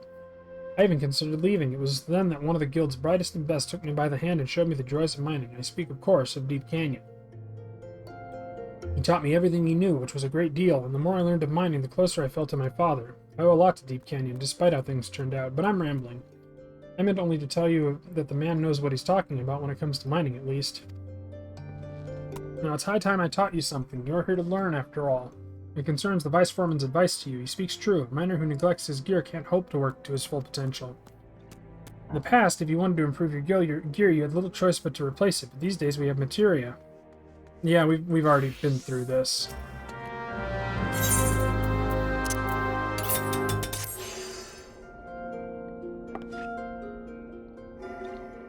Precisely 15 fragments of grade 1 carbonized matter. Well done. Now I expect you're keen to learn about materia. We already know. Go to Mutamix, and they're saying the same exact thing.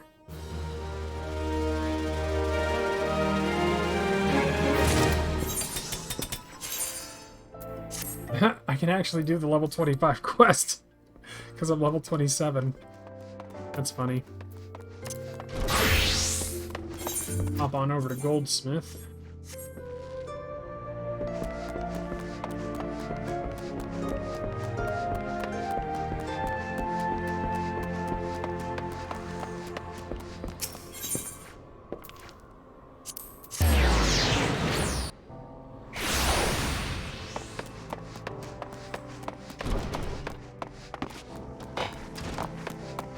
Serendipity. Oh, did you forget what materials you need? Hurston over there can sell you copper ore, but I'm afraid he hasn't stocked wind shards. Don't think too hard, Berkai. Just give it a try and see what happens.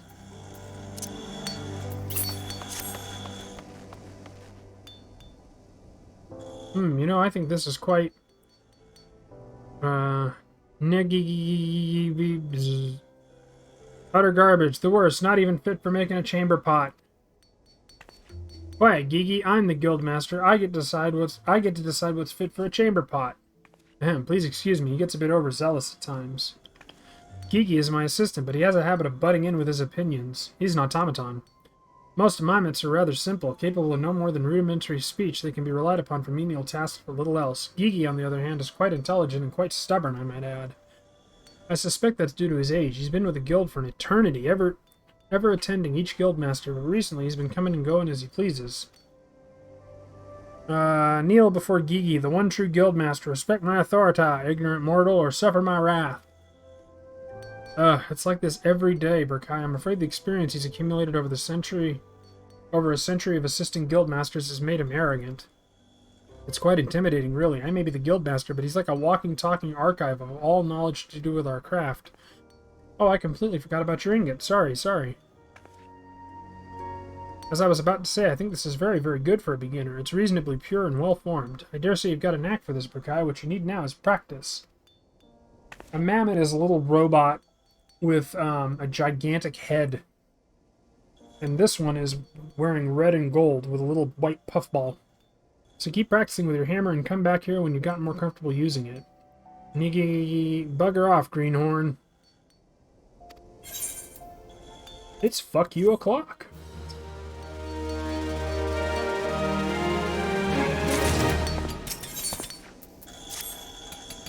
Oh, Berkai, I'm honestly a bit surprised to see you. Most newcomers find Gigi's evaluations so harsh we never hear from them again. I'm so glad that you didn't take him seriously when he said your copper wasn't fit for a chamber pot. I mean, really, it doesn't even make sense. You could make a chamber pot out of anything. Anyway, I hope you've been working hard because your next task won't be nearly as easy. Listen well, I want you to make me 3 copper gorgets. For this, you'll need copper ingots, which is why you very conveniently learning to make of them last time. Now, I directed you to purchase ore from Ersten before, but there are other means to attain it. Yes, you could, mine.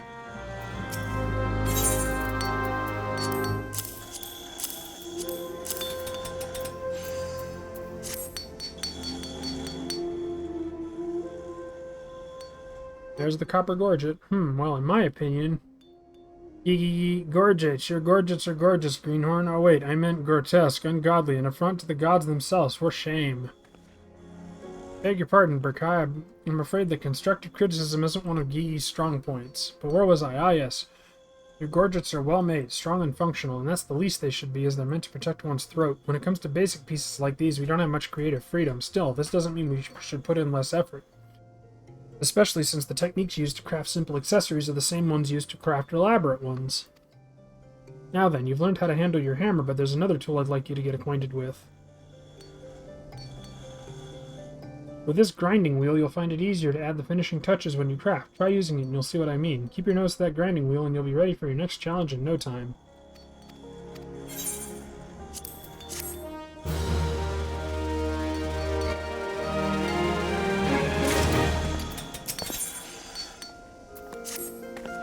I'm so sorry, sir. Please don't... Oh, it's only you, Berkai. For a moment there, I thought my heart was going to fail me. I thought the angry miner had returned. Gigi wasn't pleased with the ore the miner brought in, you see, and he made this sentiment clear. In the only way he knows how. There was mention of a miner's mother and an old goat. Never mind all that. I have an urgent task for you. We've just received an order for a prodigious quantity of copper rings, and I'd like you to handle it. Now, this is an honest-to-God commission, Berkai. You have to satisfy a paying customer, not your kind and lovely guildmaster, but I believe you can do more than simply satisfy. Now, the customer's waiting, so you best get started on those copper rings. When they're ready, come show them to me just for good measure.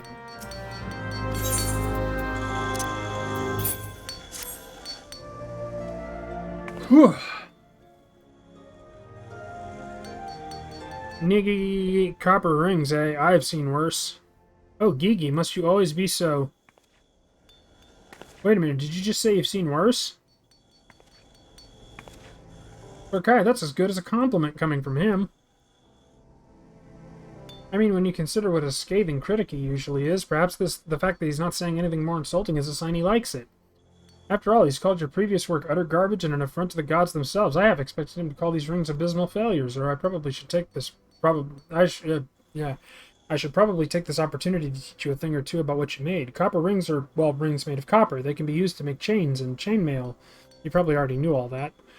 Anyway, Berkai, I would like you to deliver these rings to the client personally. I would handle it myself, but I believe it's very important that you learn how to deal with customers firsthand. The client is a sultan sworn named Robert. You should be waiting outside the guild right now. I told him he could wait inside, but he said he didn't want to distract the goldsmiths at their work. Not that I would mind a distraction like that. Some fucking guild mistress, you whore. Sick of all these fucking people thirsting for one another. Hello, Robert. You're a goldsmith, aren't you? Did Mistress Serendipity send you? Yes. Yes, these shall serve nicely. Keeping the Sultana from harm is perilous business, you see, and we Sultansworn can never have enough supplies to keep our equipment in serviceable condition.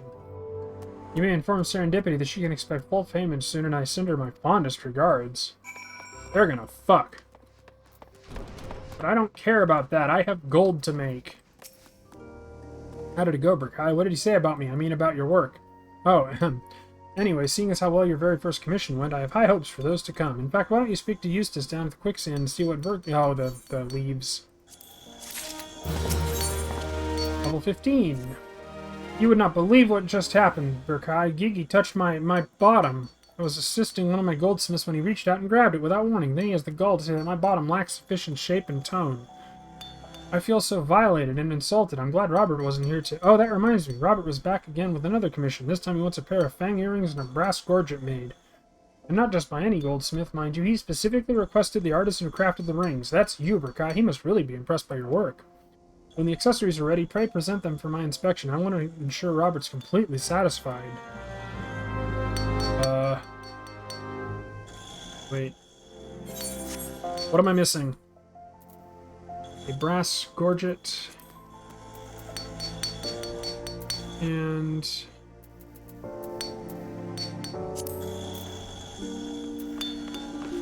Oops. Wait, I missed a fanged earring? I couldn't have. I know I made a fanged earring. I must have sold it.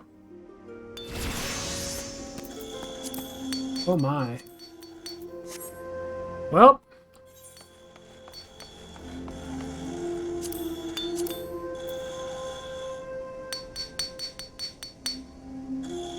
Oh, I made it.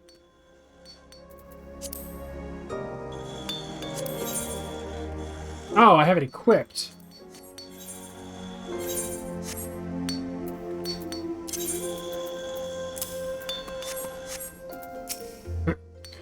How are the earrings and gorget coming along? I don't want to keep Robert waiting.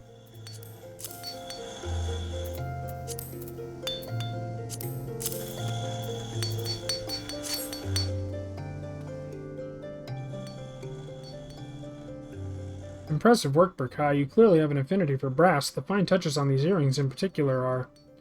Negi fangs, brass. This presents a dilemma. I should not like these items, but they feel fresh. Your numerous mistakes, when taken together, give them an enduring quality.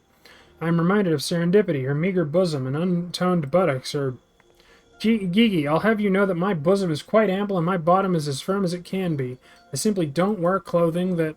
Wait, this has nothing to do with anything, and I refuse to be party to a debate over my own body parts. We were talking about the earrings and the gorget you made, Burkai. Both called for brass, which is more useful than you may realize.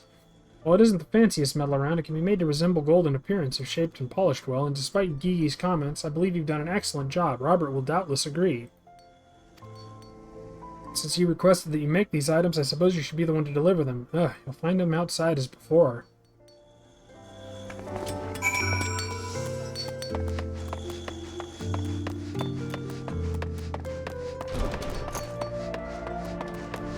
They gonna get they fuck on. Yes, the earrings and the gorget are ready. By the gods, the craftsmanship is exquisite. This isn't gear to be worn, but art to be admired. It is of little wonder that Serendipity was named Guildmaster at such a young age. She is a woman of incomparable talent and a rare beauty besides. What? It was you who crafted these? Well now, this is an unexpected development. I'll have to keep my eye on both you and your lovely Guildmaster. My thanks, Burkai.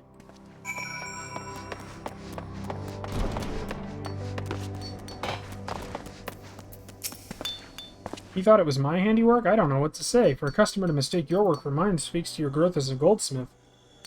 At the rate you're improving, I can only imagine what customers will be saying about you years from now.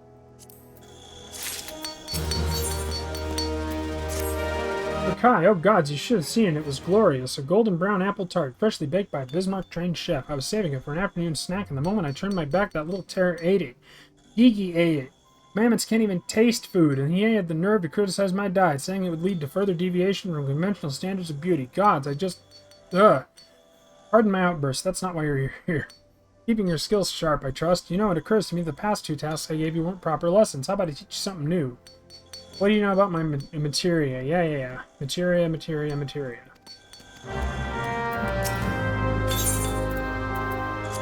There you go. Staghorn staff with materia in it. It's a staff. The crystallized essence of past experience, so easily inherited. This is all rather silly. Would it not be more simple to attach materia directly to self? Gigi would be glad to try inserting crystals into Greenhorn's skull. No, bad Gigi. That isn't how materia works. Oh, please don't misunderstand him, Burkai. I'm certain he means well. It's a staff with a very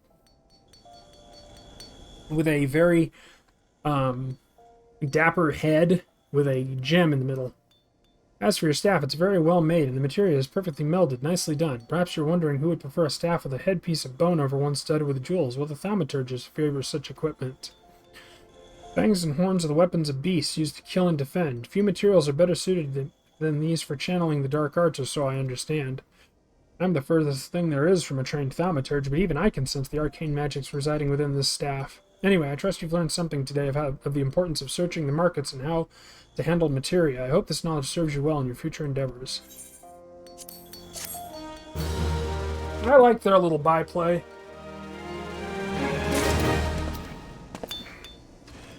Weaver!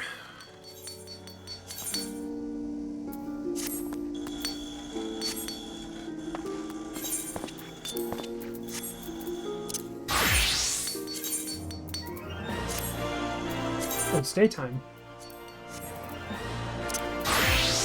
There we go.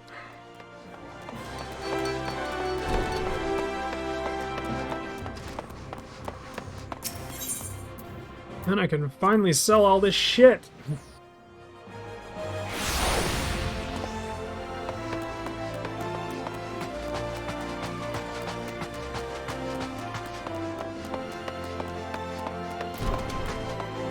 Alright, Redolent Rose, what do you got for me?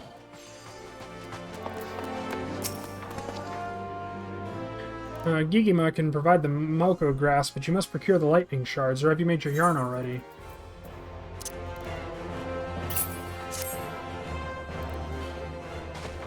Yep, it's yarn. Well, bless my soul, he can follow basic instructions. It would seem you have grasped the fundamentals. Good boy. Yarn and cloth may be mere materials, but they must be crafted with no less care than a whole garment. For though the finest garments are greater than the sum of their parts are invariably the finest. Do remember this, Berkai, as you continue your training. Practice making yarn and other simple items, and return once you have attained a basic level of proficiency. Tedious, I grant you, but necessary. And you did tell me you were ready to suffer.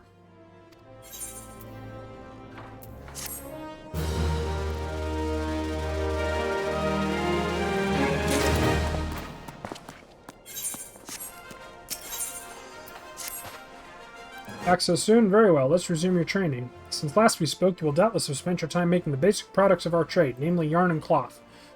Now I would have you take such basic products and craft whole garments from them. Make 3 pairs of hempen breeches and present them for my inspection. You'll be working with hempen cloth and yarn this time, as well as a little bit of leather. Gigima can furnish you with materials to help get you started. Shit! Oh, goodness me. I hate having to sneeze. But eager as I am to see the fruits of your labor, it would be remiss of me not to mention that there are more economical methods of... Yeah. The Moko grass can be freely gathered out in the wilds. Have you perchance made the acquaintance of a botanist or two? Yeah. Take your goddamn pants.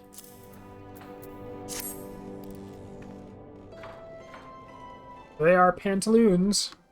Not bad, Berkai. Not bad at all. This style of legwear has never been particularly fashionable, nor has its design changed significantly over the years, fluctuating lengths aside, but I digress.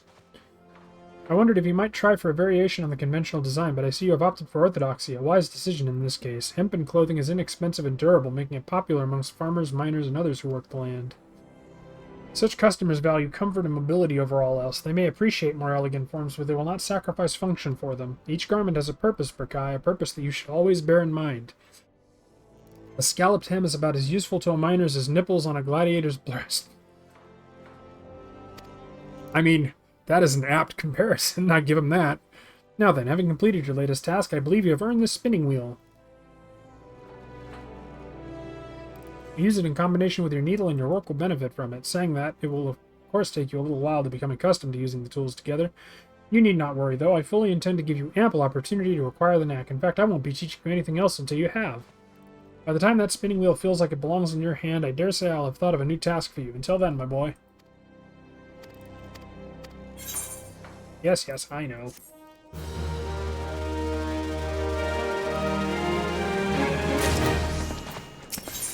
Do more things. Berkai, you'll do. Make me a dozen bolts of undyed hempen cloth as fast as you can. Note the palpable sense of urgency. Time is of the essence. Damn, apparently we got a scoot.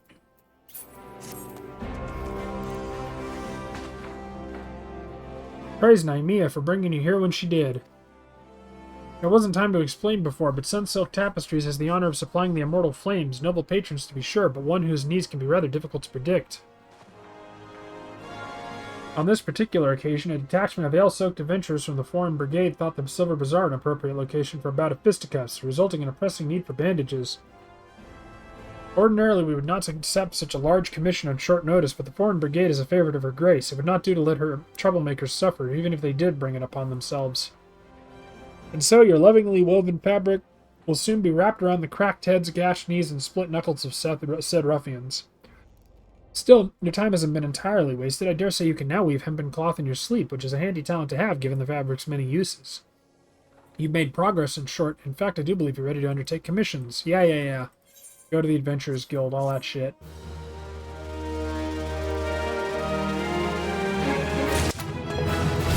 Oh, Christ. Good of you to come, Burkai. I happen to have work for you. It's a commission of sorts for one of our regular customers, a gentleman named Wawaruka. Sharp appreciation for his continued patronage, I would present him with his choice of bespoke garments. Seek him out on Onyx Lane and offer your services. Oh, and remember, Burkai, you are representing me, so acquit yourself accordingly.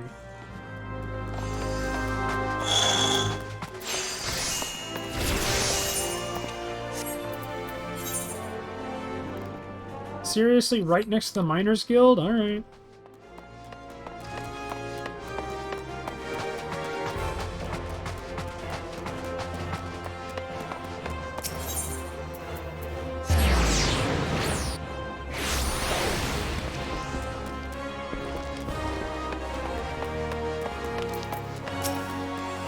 Hi, I'm Waruka. Who's asking? Ah, hells. Big Rose don't need to go to trouble himself on my account. All them gloves and scarves are for the guild, not me.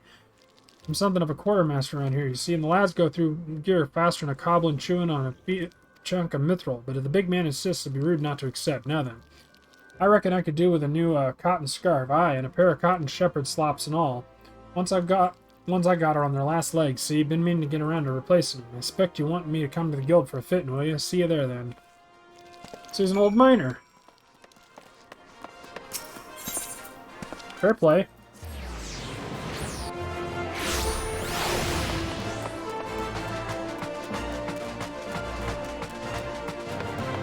Ah, shit.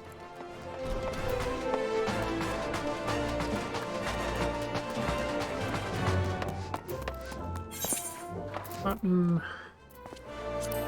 scarf.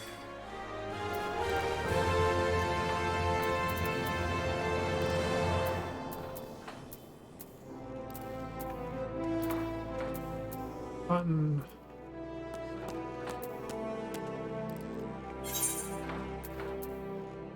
Oh, there it is.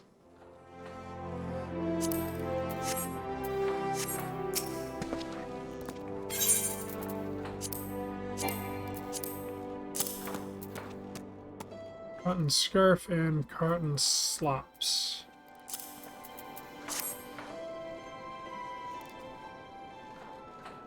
Alright then, Burkai. Your garments are ready, good sir. Allow me to help you into them. Pants. Scarf. Hey, he's not as old as I thought he was. Cora, these are nice. Bloody nice. I've never had such fine garments before. You're a weaver and a half, you are, Burkai. Big Rose always did know how to train him. You are too kind, sir. Pardon me for saying so, sir, but I must confess I had rather finer raiments in mind when I extended you this invitation. Should you desire such, I will be honored to make them for you myself. Ah, thanks, Big Rose, but no thanks. I can't see myself in frilly whatsits. A mine's where I belong, not some fancy ball. You need a lady on your arm to go to them things. Ha, that'll be the day, eh? Any road, I'd best get on, but knowing how fast the lads go through gloves, I dare say I'll be back before too long. Thanks again for the duds. You can lead a chocobo of water. Good work, Burkai. Carry on.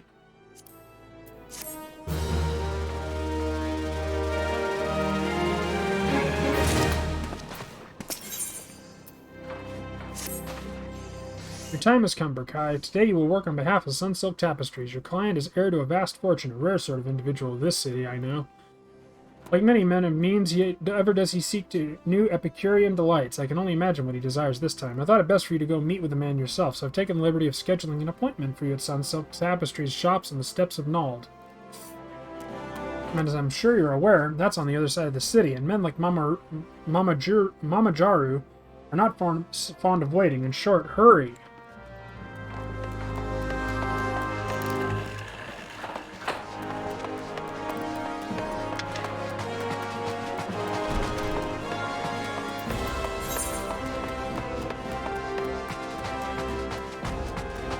Ah, the Aetherite.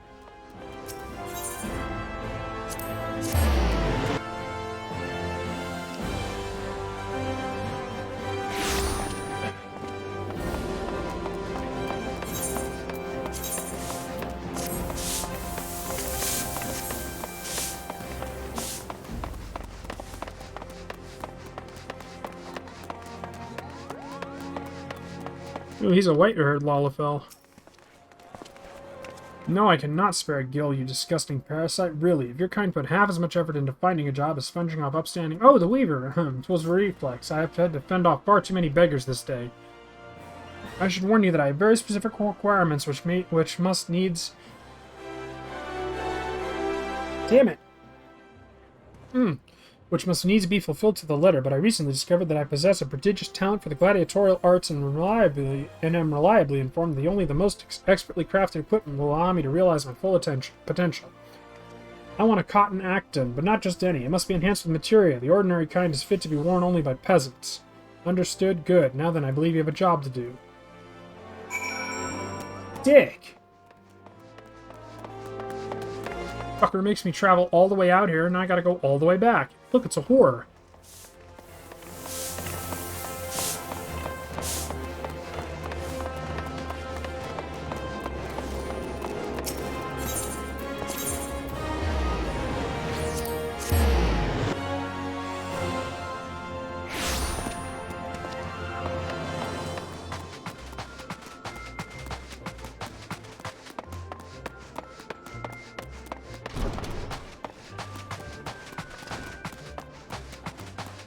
Oh, there he is. Damn, I was hoping he'd be dead. Back so soon? Tell me, what would our esteemed client have you make for him? I see. When did materia-enhanced garments become essential for gladiators, I wonder? Mayhap the talents of exceedingly wealthy differ from those of the rest of us. Yes, that must be the way of it. And you say he didn't even bother to specify what type of materia he'd prefer? Feel free to use any kind. I highly doubt he'll be able to tell the difference. Ah, but a question occurs to me. Are you familiar with materia? Yes, yes, yes.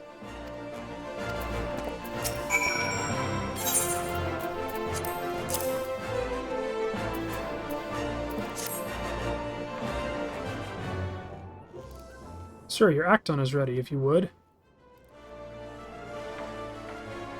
Yep, it's quilted armor.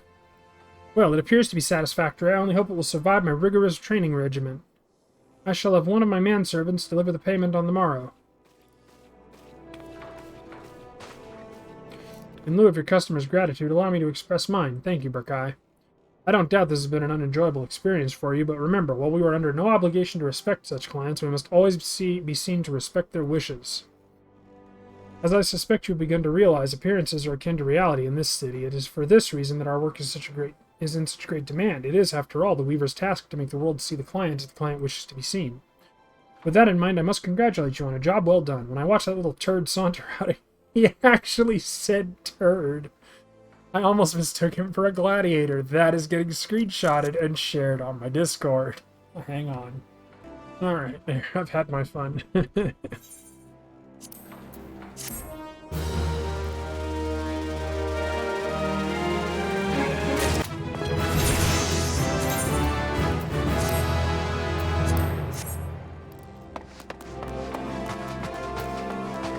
Okay, so there's Weaver.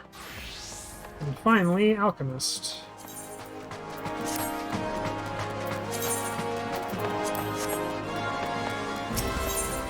Off we pop to the Alchemist's Guild. And that is the last one. Then we'll be done with this crafting shit and we'll never have to do any of it again. Until we do it again. But we won't be doing all the classes at once. Your task is to provide me with one bottle of distilled water. Come, come, we are wasting time. Purchase a pail of muddy water from Esmeralda if you must.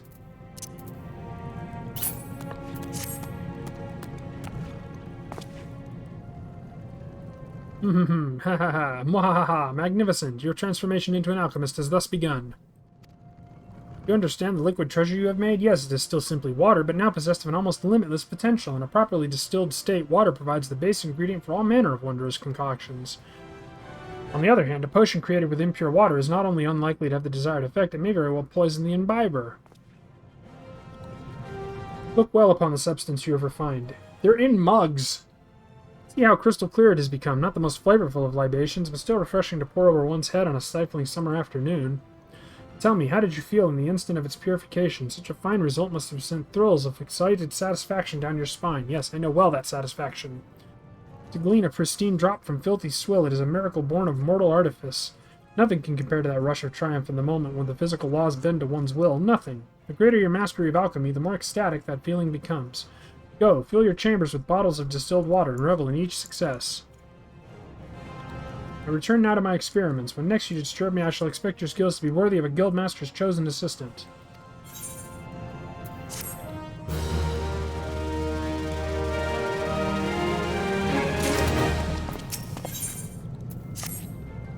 What is it now? Guild for the poor? Another cursed love filter? Ah, you're that wretch that insists on dusting my bench, aren't you? No, then who? Oh, my new assistant. No, don't bother me with more names. My mind shall not be cluttered with the trivial details unrelated to alchemical processes. I trust you have busied yourself with the mastery of your discipline. I have scant memory moments to spare on lessons, but I suppose I must invest a modicum of time in your training if you are to be of any use to me. Let us move on to the second fundamental principle of alchemy. Your understanding of this principle will be best facilitated by creating 3 bottles of antidote. For this task, you must needs acquire the stipulated number of grass vipers as well as a chunk of rock salt. I believe the guild often has the poisonous snakes in stock, so you need only purchase them from that supplier lass. Ah, yes, Esmenet. As for the rock salt, I believe she can supply that too, and for a reasonable price. I rather suggest seeing her for all your simple ingredient needs, unless you fancy the idea of scrabbling in the sand to find them yourself. In any case, I'm not terribly concerned with how you procure the materials. What is most important is that you experience this fundamental principle firsthand as you concoct the 3 bottles of antidote. Return to me with the bliss of new knowledge stamped upon your features.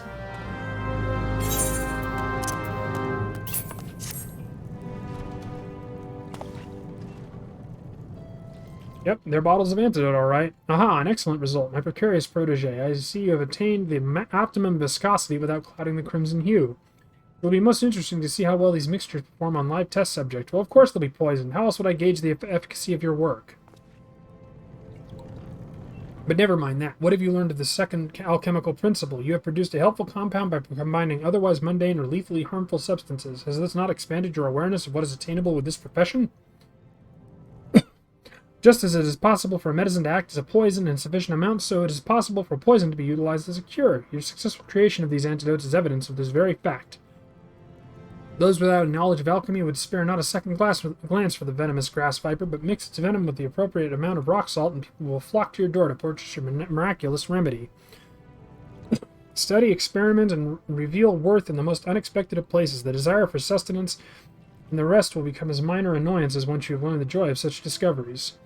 It is time you added this amateur's mortar to your repertoire of alchemical devices. The mortar is often referred to as a secondary tool, but used in conjunction with a primary tool, such as the alembic, you will soon come to appreciate its value in your work. Ha ha ha. I foresee much practical use for your growing skills, my eager apprentice. Now run along and find a use for your new toy. I have further research to conduct.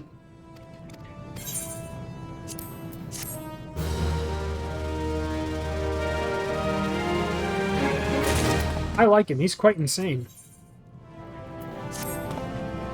Ah, I remember your face this time, my most helpful assistant, and it is most fortuitous that I do, for the irksome effort I have expended in grooming your budding skills is about to be rewarded. My muling subordinates have requested that I put aside my personal research for but a moment or two, and shoulder a portion of the guild's workload, even going so far as to force upon me some other alchemist's petty task. What fools to think I am the sort of guildmaster who contributes in such a mundane capacity. If they had wanted an accommodating drudge to lead the guild, they should have not elected me to the post. Gods knows there are others about the frontispiece who would have been better suited to the leadership position. Sigh. It is times such as these I curse my blood ties to the syndicate. I would personally be content to eschew such tedious duties in favor of mine own work. Which of course brings us to the moment of which of course brings us to this moment. It is with great relief that I entrust this matter of beeswax to you. 12 lumps to be precise. Ah, yes, I knew you would prove your worth before long. Now to work, to work.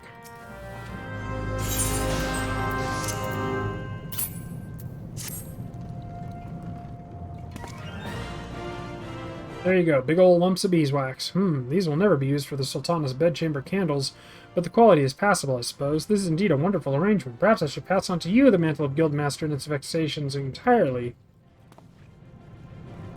Now, the beeswax you brought me is, as you may surely realize, the purified form of the substance honeybees use to build their hives. Candles are the most obvious use for this refined material, but beeswax may also be used to enhance leather goods or be mixed with dye to create painting supplies. It's not the most difficult material to create, though keeping the quality consistent for such a large batch speaks well of your attention to detail. I had thought to be content with not more than a convenient lackey at hand, but mayhap with further training, we must somehow supplement your studies, but I am loath to be parted from my workbench. Thankfully, tradecraft leaves.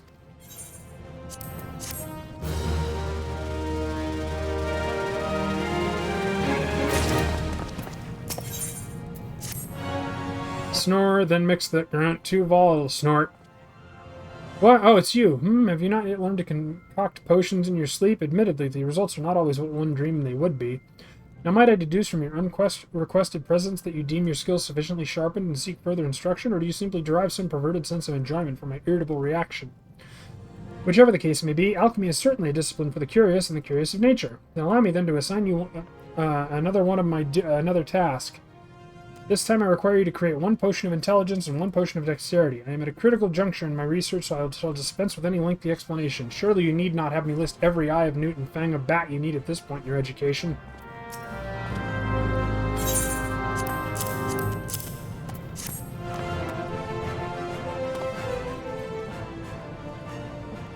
Considering the lack of guidance on my part, you have done tolerably well. As you have discovered, the main catalyst of a potion of intelligence is the primal essence of life, such as that found in the blood of beastkins, corals and wolves and the like. The effect is diminished should the blood be allowed to clot, but you seem to have avoided that novice mistake. Potions of dexterity, on the other hand, make use of finely ground bat fangs. The practice of using the powdered form of fang, horn, or tusk in the creation of alchemical mixtures is an Eastern technique that I'm glad to see you have willingly adopted. Either of these concoctions is beyond the skill of most neophyte alchemists. It comes as something of a surprise that my sporadic bouts of instruction are proving so effective. In fact, in celebration of your achievement, it is only fitting that you deliver these triumphs to the guild's customer in person. I shall regrettably remain behind, ensconced in my work. Your delivery will take you to the Colosseum, where you should seek a lady by the name of... What was her name? Ah, yes, Ardara, and pray return to me once your task is complete.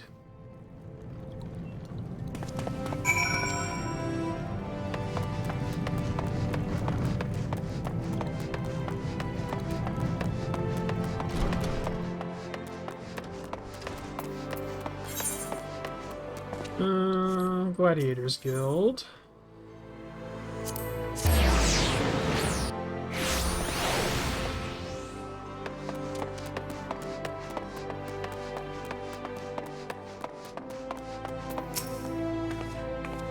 It's a woman with blue hair. She looks like an adventurer. Ooh, are you from the Alchemist Guild? I thought my order would never arrive. You do have the potions, don't you? Are these the ones I asked for? I don't know, I thought the vials would be more ornate. Well, I must do something to pretty them up before I present them to Franz the Fair. I suppose I should be glad it was you in charge of my request and not the guildmaster. I mean, one hears stories about the head of the Alchemist Guild. To be honest, I was half expecting the potion to hold some foul liquid, if they held anything at all. They say Severin has powerful connections and more gil than he can count, but all he does is waste away at his workbench performing experiments. What kind of research could possibly be so important so that he would spend every moment chained to his alchemical devices? But listen to me, gossiping away when I have gifts to prepare. Oh, I do hope my beloved Franz will be impressed. Ugh, what an odious person.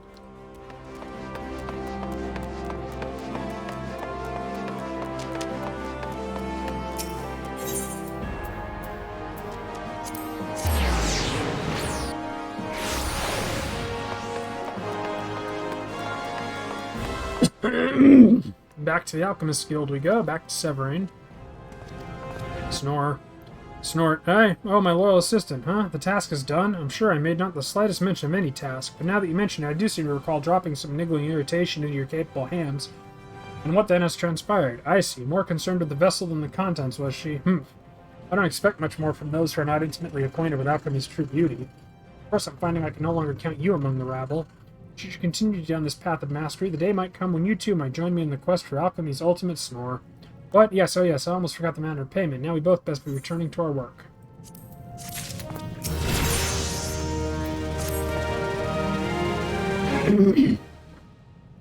Ha ha ha. Ah, my able assistant. I recognize that look of intense hunger. You wade waist deep in the mire of alchemy.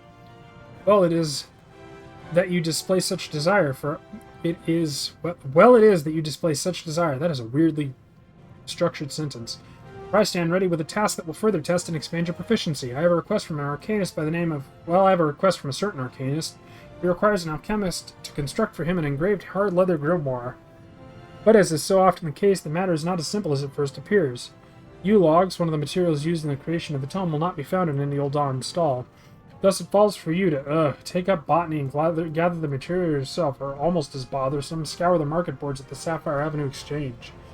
And if this endeavor weren't already sufficiently laborious, the client also requests the tome be enhanced with materia. Materia, blah blah blah blah blah.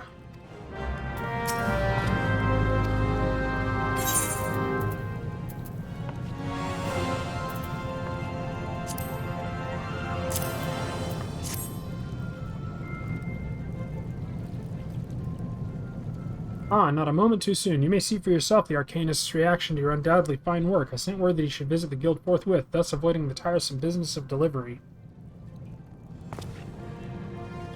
Yep, that's an Arcanist, alright. White robe and the lot. He's a human. Great, Thalic, is this masterful creation to be my grimoire? And look, it is bound with materia, just as I asked. Would you expect aught less from the assistant to the guildmaster himself? Now, Arcanist, before you depart, perhaps you might favor the creator of your new tome with an explanation of its nature? The nature of my grimoire? Well, yes, of course. For an arcanist to weave his spells, he must conjure in his mind the image of the distinct mystical diagrams known as the arcane geometries. These geometries are inscribed upon the pages of a grimoire, such as the one you constructed at my request. The most important aspect of any grimoire is the quality of the ink used to illustrate its pages. Geometries drawn with ink that is especially conducive to the flow of aether allow the arcanist to more effectively channel his magical strength. Thus, when one is in need of a new grimoire, one must turn to an expert in the making of this liquid gold, an alchemist. When Thalic be praised, I was blessed with the attentions of a true artist. Should I ever wish to add or enhance to my tome, I know exactly to whom I shall turn. Thank you, Master Alchemist. I'm surprised you let the guy explain it. Master Alchemist now, is it? I suppose you must appear so to the uninitiated. Faulty perspective though it may be, it is cause for exultation. You should cast aside modesty and bask in the glow of your accomplishments, but do not let your ambition wither in the shadow of satisfaction, unless, of course, you wish to remain an assistant forever. I did it! I'm done with all the crafting quests! Oh, thank Jesus. Alright. And now I shall stop the video and re-equip everything to make sure that everything is good. Oh wait, no, I've got to get all my combat classes to level 30. Well, I'll do that. Anyway, I hope you all enjoyed this video, this long video, this 2-hour video. I have been Blind Ryan, and I will see you all next time, and we are never doing getting to X level again and doing all the quests. That was a pain in the ass.